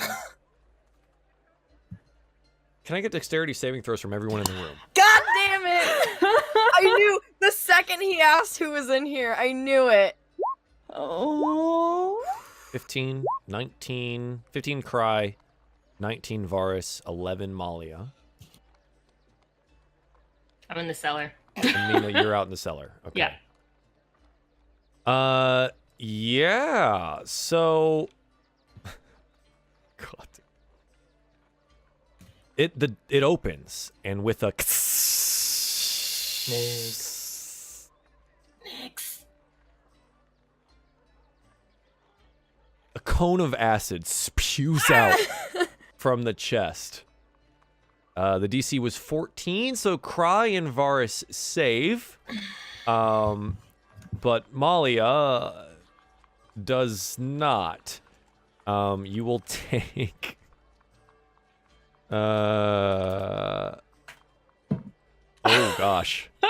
9 acid damage as it lands on your clothes and begins eating through it.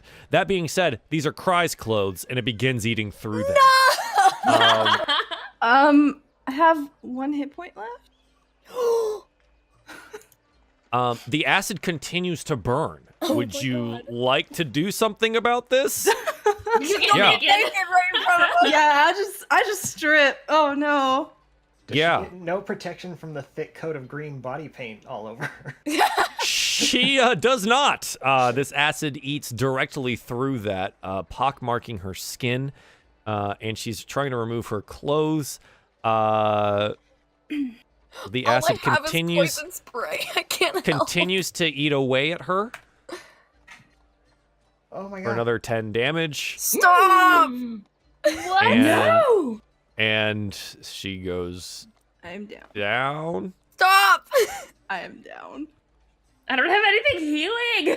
I have 2 healing spells. Oh my god!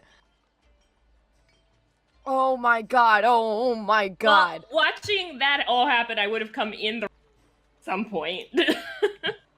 Keep in mind, you all have healing potions. It's somewhere. You can definitely just save her. Yeah, All you need to tell me, is you save her. You save do a her, thing. Save her. What do you do? Save. What do you do? Oh god. I have a potion of healing. I'm just gonna give it to her. Okay, you give her a potion of healing. Roll me potion of healing, which I believe is... Pour it all over me. No, it'll waste it. Is it 1d4, d8? I don't know how Oh, hang on. Potion of healing is 2d4 plus 2. 2d4 plus 2. Wow.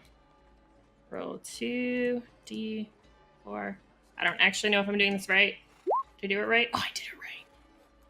8 healing points. Malia, you're alive. The acid that you've attempted to remove off of you, I'm assuming you guys are helping get the acid off of her? Yes, but with my mage hand because I don't want to touch it. Sure, excellent. I believe the mage hand would end up taking damage and probably poof, but yes, it's fine.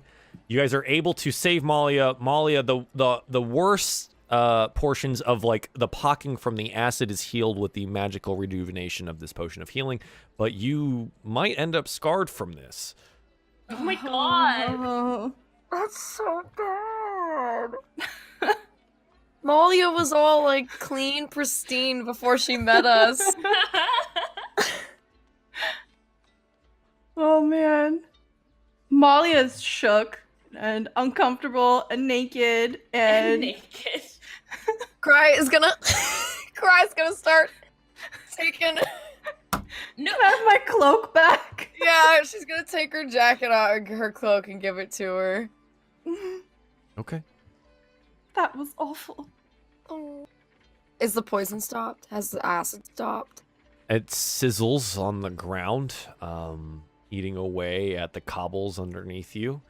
It looks like it did spray out and hit a couple of the glass bottles of wine. You've lost a couple of those. And the contents of the chest? Let's find out. Leaf, why didn't you tell us?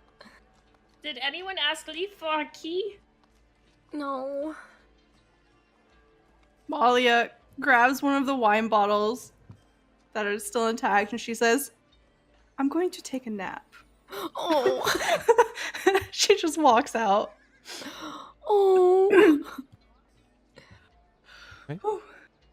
Before she goes, Mina, because she's been keeping that cream that Malia gave Orange, just like hands it back to her as she walks away. Oh, baby. No. Okay.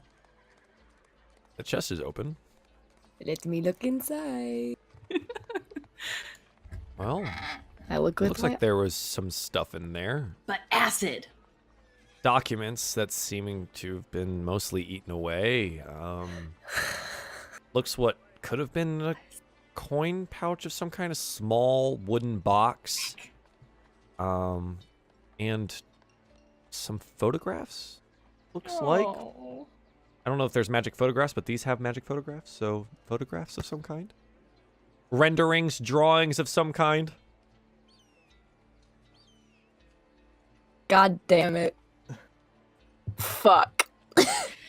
Guys, this is why we do not open chests without keys, without fast checking them. Cry stands up and she says, I'm going to go take a nap. She goes up to her room.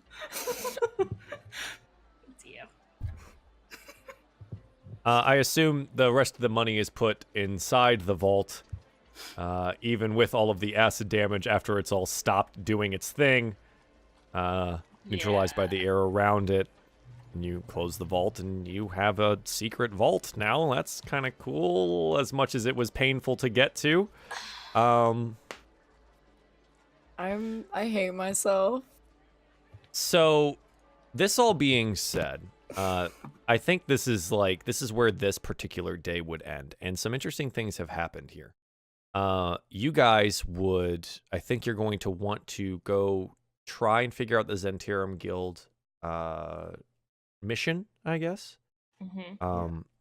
So that will be probably what you guys end up doing next. But what I want to kind of jump forward to, because there's a little bit of time between that being a thing and other stuff happening.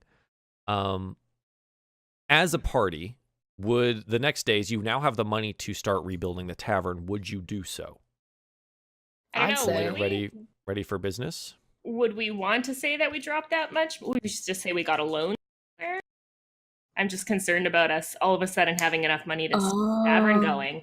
Mm-hmm. Paper trail, baby. Yeah, that was Malia's whole concern with the thing. So, if you're interacting, because Tali said he would essentially handle all of it for you, as he would act as your foreman for the rebuilding of the inn. If you go through Tali, I mean, you know him. He seems relatively trustable. We also know where he lives and know where to kill him if he snitches. Wow. Additionally, But he's so cute with his little stutter. Cuteness kills, baby. additionally, Jesus. You guys would be able, he would work out a way that you would basically pay in installments. So you wouldn't have to pay the full $800 up front. What he's telling you is that the full cost of him having to pay all of these contractors, the rebuilding of the inn, would be 800 gold at the end. This would mean you'd have beds for every room, you'd have side tables, you'd have new mirrors, new basins, new restrooms, new baths, a whole new bar, all of the places to sit, eat, and whatever, a brand new kitchen. All of this stuff is covered under that 800 gold. And in installments over the next, I believe it is 11 total days, 12 days, it would be renovated, and you would pay in installments over those 11 days to each of those various different contractors from the different guilds, right? You're going to have so there's the Roofers Guild, the Carpenters Guild, the Plasterers Guild, the Sellers and Plumbers Guild. All of those people would end up needing to be paid. The Launderers Guild to get all of your stuff for your laundry, your bed linens, and everything of that nature. The Dung Sweepers Guild to pay them, so they keep your gutters clean and keep your restrooms clear of shit. All of those people end up being paid, and you would be able to get all of that going through installments to each of those different contractors through Tally. Oh my god. So, yeah, we definitely want a middleman. Yeah. Correct. So the reason I'm saying this is because Tally has volunteered himself to be your middleman through me.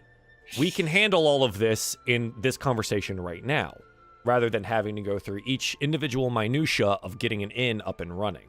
But this is something that your characters would handle over the next 12 days. Yeah. Okay? Cool. I think that's pretty solid. Yeah. That sound good? So go ahead and mark that 800 down from your, I guess, your group total that you have. Whoever's keeping track of that. And Trollskull Manor, and I've been saving this because I found my city is beautiful and old and has really cool buildings all around it, and it's fantastic. That being said, I found a building that looks like Trollskull Manor.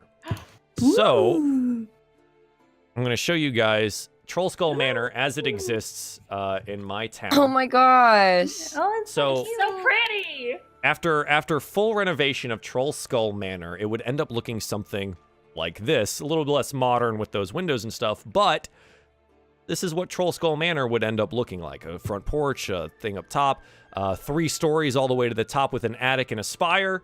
And that's kind of how Trollskull would look after the 12 days are over on the Guys. Trollskull Alley.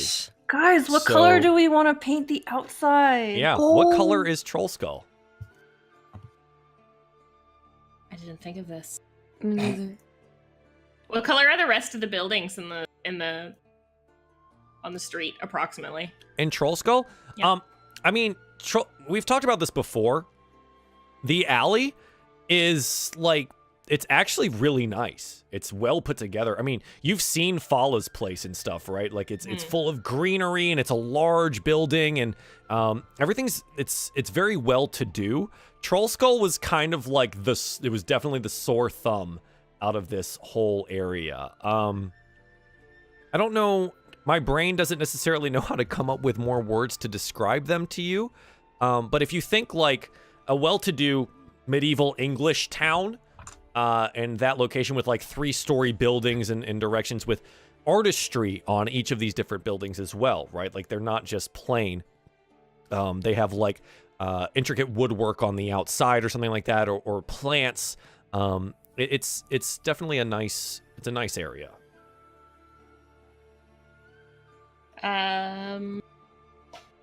Do we paint it purple? Like Zoblobs. Would he be mad though if we like stole his color? Not if we barge into his place. It's like, give us all the purple paint you have. We'll pay you. Yeah, we buy the paint off of him, yeah.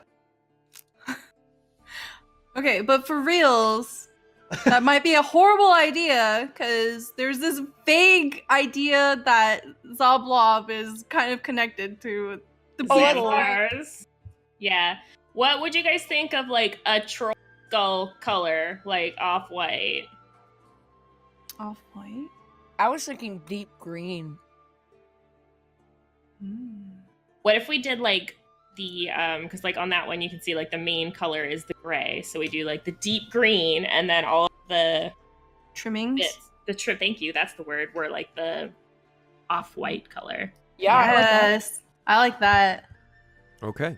And so, after 12 days, Trollskull is revitalized and rejuvenated in a nice dark green, trimmed in an off-white, much like a Trollskull's bones would be underneath the green skin. And there you go. You have spent your money wisely.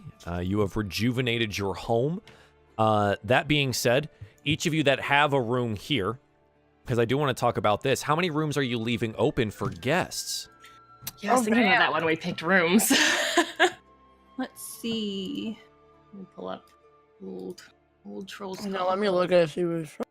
Here it is. Trollskull Manor handout.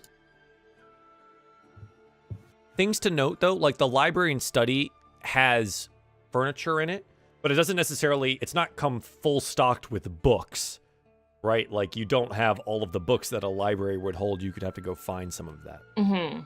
Yeah. Well, I feel like generally speaking, like the next floor up would probably be the room guests, because you don't really want them trudging through all your personal space. But I think also Varys is in one of those rooms. I'm in We the could- spare room, but I don't have like anything in there. Like he only has his bedroll and his junk, so like that would be easy to move to some place on the next floor, I guess, if that was going to be We our could- living quarters. We could move the library and study and turn it into a bedroom, right? Yeah. Mm-hmm. Yeah. And then we're all on the 3rd floor / attic. yeah. And then the whole 2nd floor could be spare room, bedroom, and we could turn the Den. common room could be like, I don't know, cheap kind of bunks or something. Hostel style. Mm-hmm. True. What about that den there on the north Yeah. end, the upward end. Oh yeah, we could make that into like a suite or something. You can also, I mean, you guys are as adventurers or you've stayed elsewhere. Multiple patrons to a room is not unusual. Having multiple beds to a room. Yeah, makes I think sense. The den and the common room could both be like multiple beds to a room for sure, and then have like the bedroom as like the fancy room for people. Private. Yeah. Let's be aware that the common room itself you have to walk through to get to the den. Oh. True. Right. The common room is meant more of as a quiet escape for your patrons from the tap room. Okay, so maybe we don't turn the common room into the multi room. Yeah. We move whatever we have in the library down to the common room. It can kind of be a library. Yeah. A relaxing area. And then the den can be the multiple beds to the giant room. Mm-hmm. That sounds good. That sounds good. Love it. Done. Okay. So that whole second floor is for guests. The whole second floor is for guests. A bedroom, spare room, and the den with the common room there. Okay, cool. I like it. And that'll work out magnificently for you guys.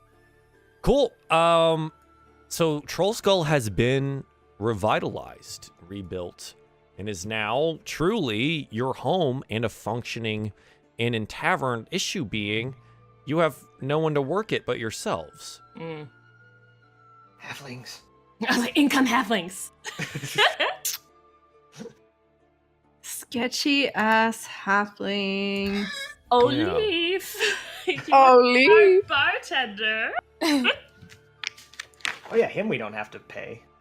Wow, we'll see. No, excuse you. Oh my gosh. He's not our slave. Pay We him pay- in different ways. We pay him in Oh, yeah? Southern Vineyard High Road Chardonnay. What are you trying to... Dave, what the hell are you trying to say? Oh, I don't know. yeah? Christ halfway in the grave anyways. So you think she's out here canoodling with ghosts? Maybe. I know what she does. Yeah, we don't know what she gets up to. Maybe. No. She eats dead rats. I wouldn't put it past her. Just 'cause someone eats dead food, you think vultures out here canoodling with ghosts because they eat dead things? No. You don't just think gotta- you're canoodling with ghosts? I got a different palate. Does not mean I'm getting nasty with those on the other side. Thank you. You're the one who said we pay him in different ways. I meant like leaving out like the bottle of wine for him. Old friends come over for a second. I'm not gonna give myself up for a ghost who sprayed my friend with acid. Well, I think that's more your fault than his. Nah, Now Molly you've should have got- saw that coming. Now you've gone too far. Well, Okay, so no canoodling with ghosts is payment. I get it. The entire party just breaks up over this conversation about maybe cry having I sex with can't a ghost. work with you anymore. well, the band's disbanding.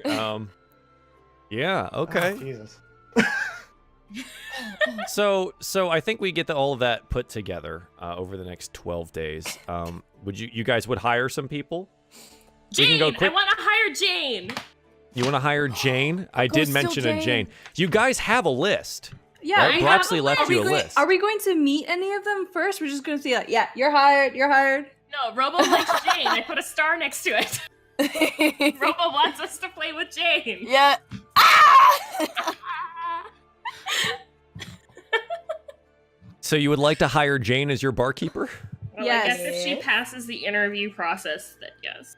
Sure, yeah. Over the next 12 days, while you're going through the rebuilding of your home, you meet with different people. The list is as follows. There's cooks, Willis Falk, Joyce Picey, and Fralfie Hightop. Barkeepers Alor, Scotta Vibernius, Tanka, and Jane. Serving people, Eason, Philia Niney, and Riffelk Arnez. These are all of the options that you have here. Jane. Jane! Jane, you will be mine. This is, yeah, I think, hang on, did I count? Let's call her up, baby. I have two different lists, I'm sorry. Who's to say Jane's not a man? Let's call and- them up, baby. Also a Dasher Snow Beetle. Snow beetle. What Can I does get he that do? one more time? Robo, can I get that one more time? A dasher, snow beetle. He's on the serving list as well. I didn't put him on the server list. Okay. She's right, like that. That was a Minecraft reference. Minecraft jokes. Go canoodle your Okay. ghost. It's fine. That's enough. Wow. I feel singled out here. No, Malia almost became a ghost. I thought you were gonna say almost fucked a ghost. When? This is some backstory we didn't know about. Yeah, this is from Cry and So if Molly's you were early wondering days. how Cry met Malia. Well, I mean, Cry's almost a ghost. Is that?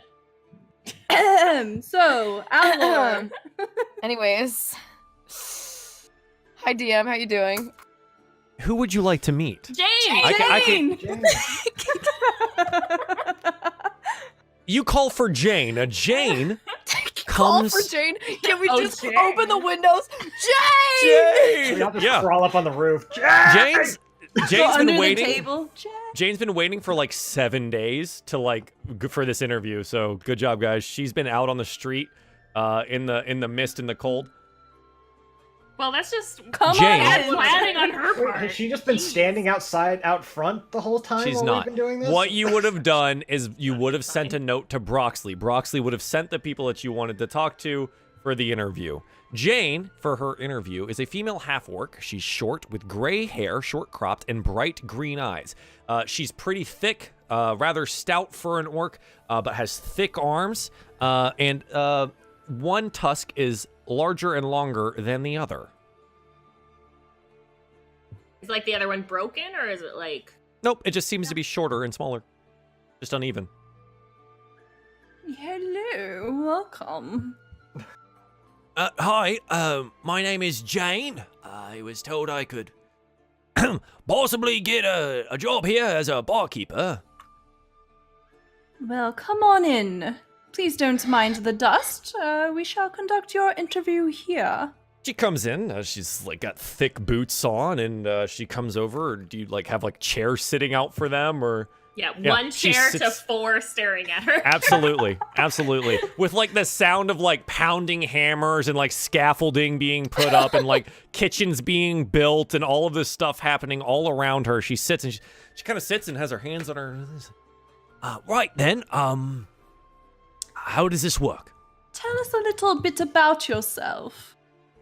Well, I'm Jane Half-Tusk. I'm an orc, Waterdavian born and raised. Got a little bit of experience behind the bar for some less reputable joints down over in the Docks district. But, well, I know my way around a bar fight, and I don't mind throwing out any rowdies. She kind of looks at you like, hopefully. What is your favorite drink? Oh, I love a nice ale. None of that swill they serve down on the docks, but something up here from the northern districts. Very nice. More full-bodied, but that seems to be my favorite. I love her.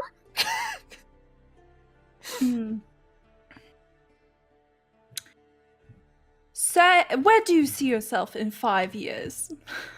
Oh, well, I've basically quit the sailing. I didn't do too well out on the water. Got sick a whole lot.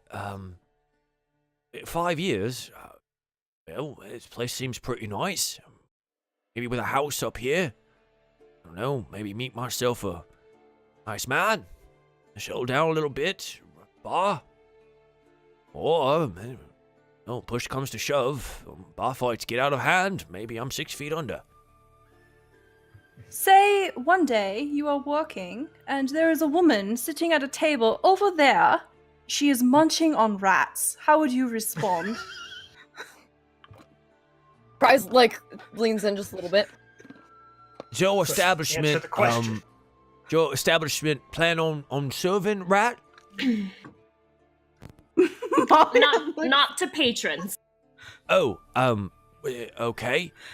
So, would this be outside food or drink then? I suppose so, yes.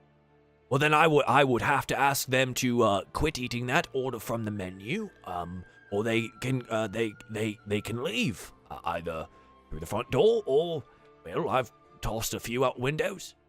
Okay, Mina's gonna pat Cry on the shoulder and whisper, "Dear, you are not a patron, you are an owner." Cry kind of goes.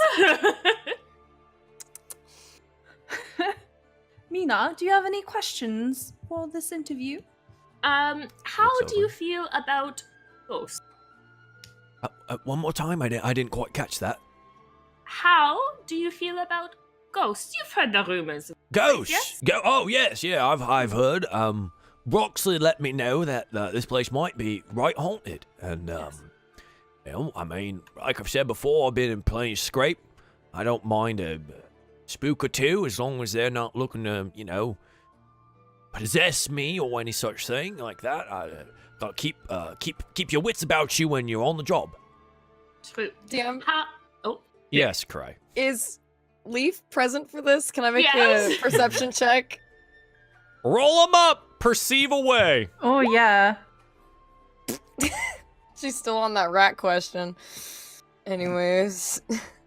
I think Perception just 5? as a group, we probably would have... We've seen enough of Leaf to know that he is present.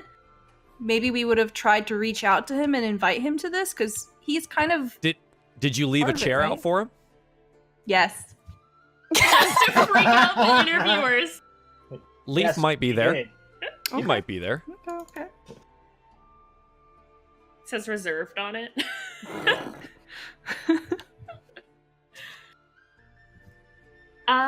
If all of a sudden a glass was to get picked up, poured down, and a spill was to arise behind the bar, what would you do? No one's holding it. No. Well, that's right, odd, but it does fit with the haunted bit. Is this usual for your establishment? It's happened once or twice. Oh, and is that right? Interesting. Well, I mean, if it's normal and you lot are all right with it, then I mean, I'd clean up my bar. Jane, do you know any magic? Oh no, I never right took to it. My grandmother though, she was a orc shaman out east. My mother picked up a bit of it, but I never right took to it. I think I had too much of my father in me. Varys, do you have any questions? And Varys, really seriously leans forward, hands clasped, looks her in the eye, and says, "How do you feel about chests that spew acid at you?" Oh no! Well, that sounds right dangerous. You keep a lot of that on the premises? We know of at least one. Wow. Interesting. Well, in my position, I am a right trustful barkeep. I only tend my bar and only touch the things that pertain to my bar. If this chest is opened and spews acid out round my bar, I'm gonna be right pissed off about it. We were too. Yeah.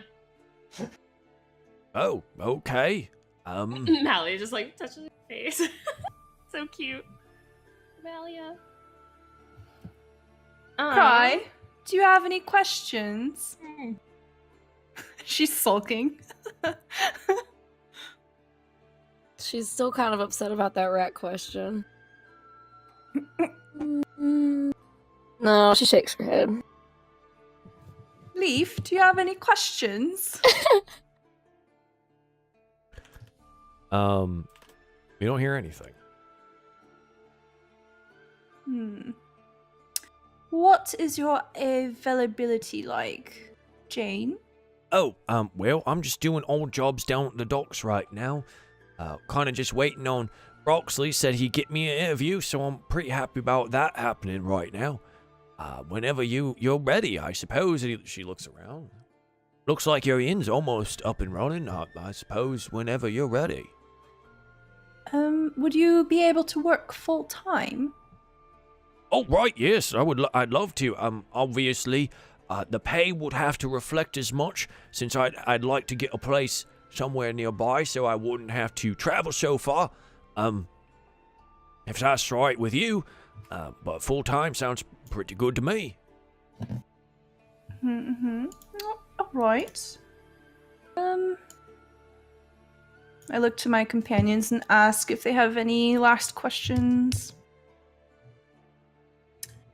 No, I think that sums it up. We'll be in touch. Right, of course, thank you for your time. And she, like, kind of nods her head a little uncomfortably, and backs out, and ding-a-ling-ling. Who else would you like to meet? Well, I feel like we need somebody for everything. So We need a cook. We need a serving person. Yeah.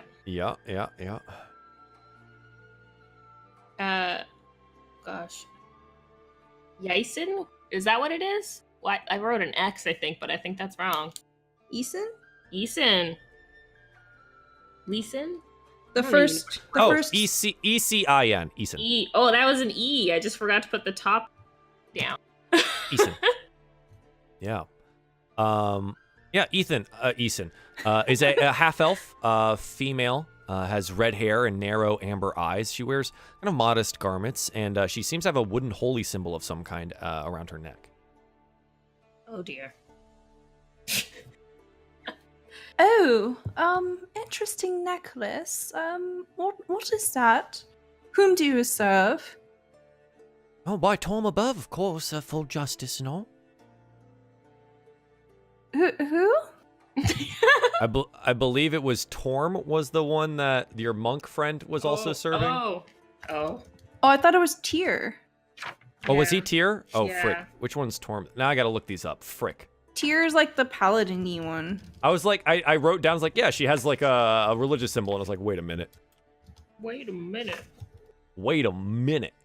Blah, blah, blah, blah, blah. Deities. I know I had this somewhere. Chlom. Chlom.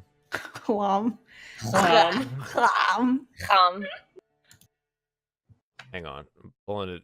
Load, please. Load, please. Deities of Forgotten Realms, load, please. Deities of Forgotten... It's not loading. Dear. Okay. Not super important.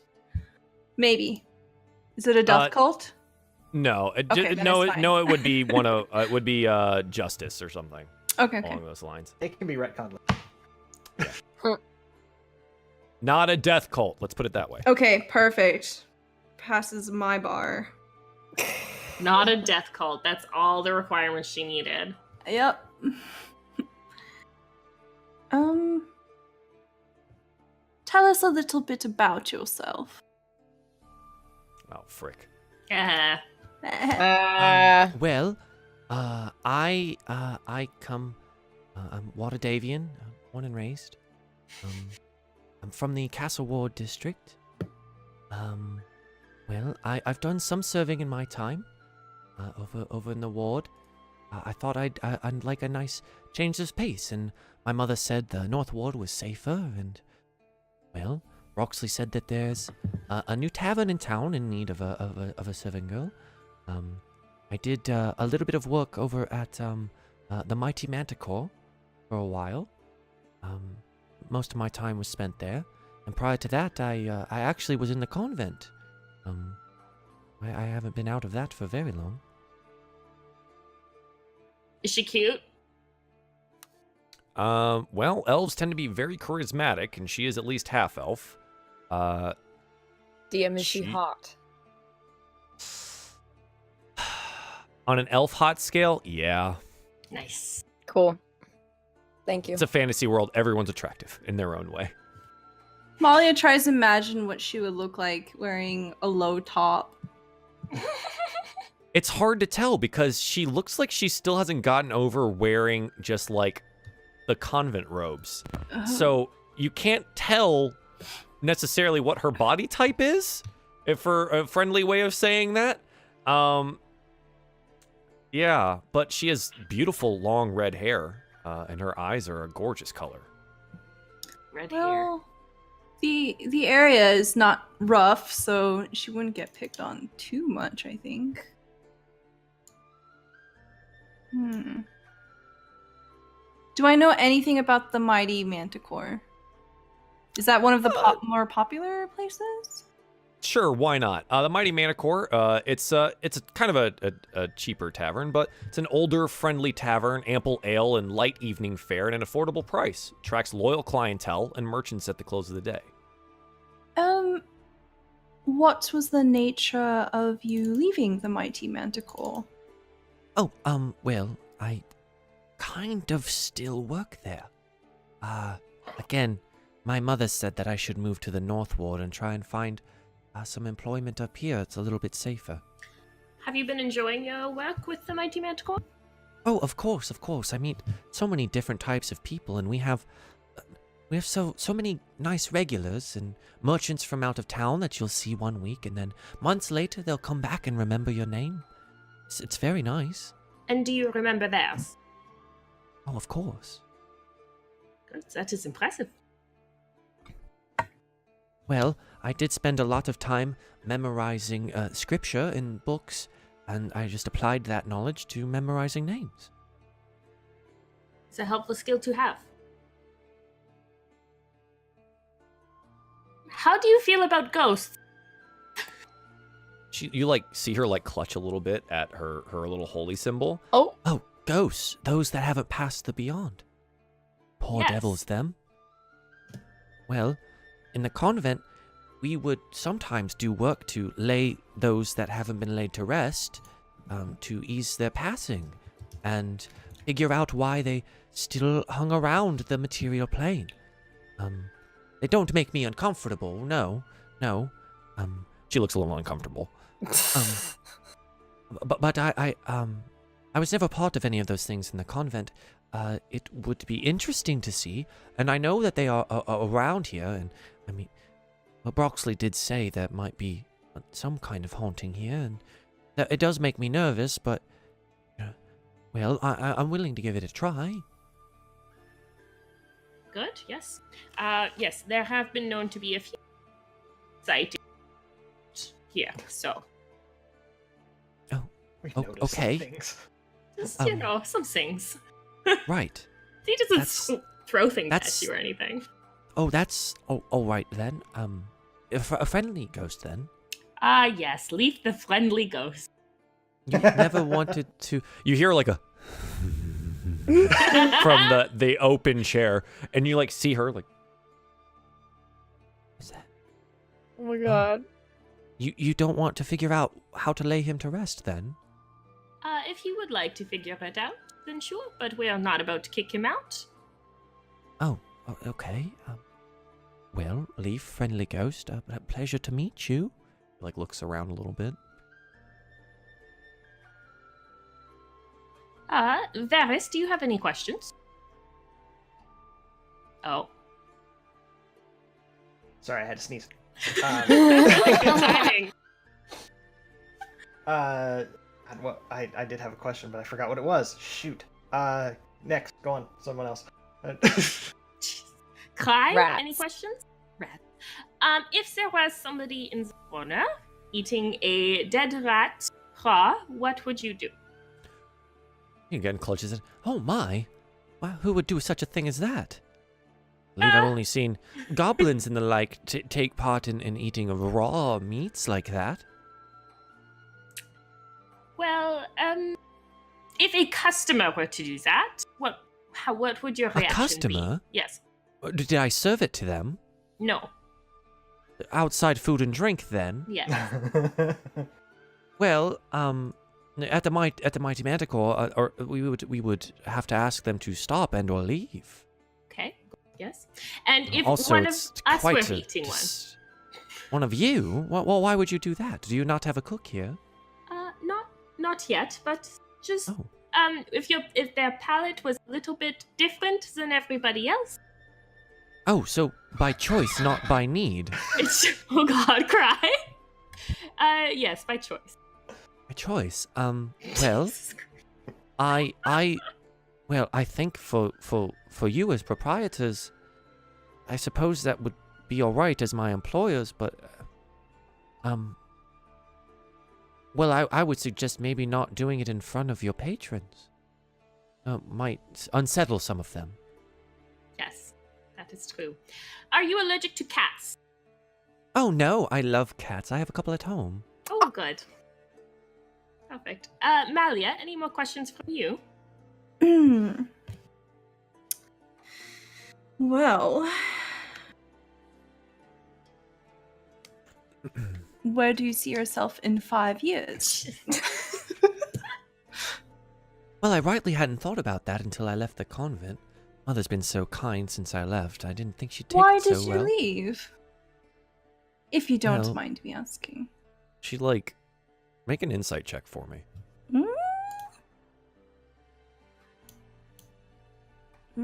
That's the manner. Can't do an insight check with a house.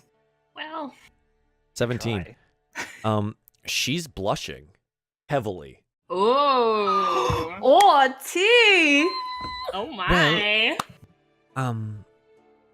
Supposed to marry yourself to the god of your choice, I suppose, in the convent, but... Well, I met someone, and... Well, I thought that life wasn't so much for me then. All the girls are like, "Aww."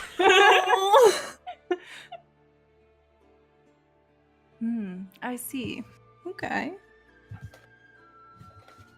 What would you consider your biggest strength? We're just Mine? interviewing Robo at this point. Fuck it, and I hate that question. The next one's biggest weakness. Fuck Yes! that, dude. Okay, and you know what? I'll answer this one, but to be honest, we're 20 minutes over time, and if we're gonna take 30 minutes for every interview on a 15-person list, this is gonna be a problem. We're never gonna get anywhere. Like, I don't know, man. You did Gosh. this to yourself. You gave us a list.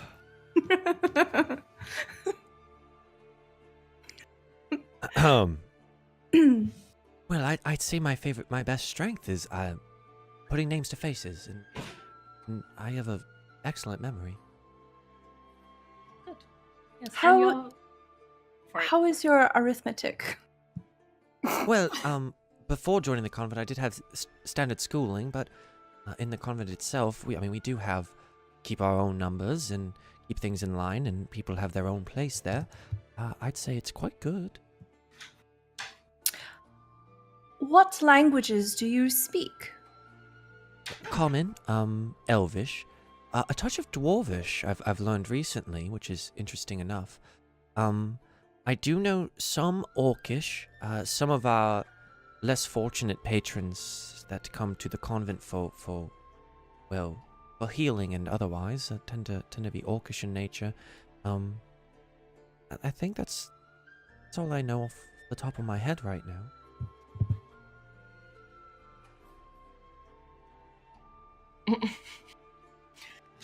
All right, well, I think we will be in touch, my dear. Oh, of course. And she her hand falls away from clutching. She notices that she was nervously holding on to her little symbol. She's, Yes, of course. Thank you for your time. Thank you. I hope to hear from you soon. We will be in touch. Fantastic. yeah, she leaves as quietly as she entered. Next And on the list. okay, no, we're not doing this today. Let's go. Bring on the next Who's one. next? Next time. God, one day we're getting to chapter 3, damn it. One day. Chat, thank you for tuning in tonight. I super duper appreciate all your patronage of here at DieFall Presents Waterdeep Dragon Heist. Thank you so much for tuning in. Let's get through and do some shout outs today. No Dice Mike, where can the people find you at? Patreon.com/NoDiceMike is my main site at the moment. You can also find me on Twitter, Instagram, Facebook, and Twitch at NoDiceMike as well. Awesome. Thank you very much, sir. Stella! Where can the people find you at? Hi guys, I'm Stella Luna here on twitch.tv, and I am Stella Luna _TV on Twitter. I do doodles and like dogs and do D&D, and that's what I'm all about. You guys can catch me on Wednesday, 12 to 4 p.m. Eastern Time to do doodles. Great, thank you. Dungeon name, where can the people find you at? You can find me on Twitch and Instagram and Twitter, all under Dungeon_Dame. I paint miniatures and talk D&D, so come hang out. Excellent. Bravo. Hi guys, it's Bravo, and that's 5 R's V. RRRRRAVO. Sorry about that. But you can find me on Twitch at that same handle, as well as in Twitter. I'm pretty active on Twitter nowadays, but on Wednesdays we do a stream at 6:30 PST, Pacific Standard Time, where we talk D&D controversies, you know, like alignment and fun stuff while we play Minecraft. So we have a lot of guests that come on nowadays, so please come check us out. And then my last Ravnica game is tomorrow over at Encounter Roleplay, and Two. I checked. Apparently it's 2. What? We have 2 left. We have 2 games left. We'll go through it. Well, big psych. Come watch me. Watch me tomorrow. Then play. That is at 2 my time. Was it 5 Eastern 5 Standard? Eastern. Yeah, but come find me there, and then I'm here on Sundays. And then I'm usually playing Minecraft. Salt Factory. I'm gonna say this right gosh darn now. If you want to be on the server, if you want to join the confines of the server, if you want server to make your life better, please DM me. I will give you the invite and let you in. Awesome. Thank you very much. Mwah. Hi, I'm RunawayRobot, otherwise known as Joel. This is my channel. Hi and welcome. This has been DieFall Presents Waterdeep Dragon Heist. We do Dungeons & Dragons content on this channel. We will be starting a secondary show in May, so announcements more to come for that at the end of this month. The biggest thing for this month right now is that on April 30th, this crew right here that you just watched will be teaming up with our other campaign, The Aspects, for a super awesome team-up fight a la the Avengers, and we're throwing them into deep space in a realm known as Dark Matter. If you have any interest in getting to know what Dark Matter is, I'll be posting up my entire deep dive on that on YouTube over the next week, as well as you can use the code RunawayRobot on MageHandPress.com to go get yourself a copy of Dark Matter. It is a D&D 5e compatible spacefaring adventure kit, essentially, and it's freaking awesome, and there's a lot of cool stuff in there, especially spaceships that are customizable, and laser swords, and space sharks, and void dragons, and etc., etc. Tomorrow, I will be over on Encounter Roleplay at 5 p.m. Eastern Standard Time playing Cyrus Elsvolt for one of his last 2 shows over there. And then we do streams and variety streaming throughout the week as well. So I play games over on this channel as well as do Dungeons & Dragons content. So, with that all being said, thank you so much, everyone, for tuning in tonight. I super duper appreciate it. Follow everyone on this channel here. Go find them on their socials. And thank you so much for tuning in tonight. And until next time, later.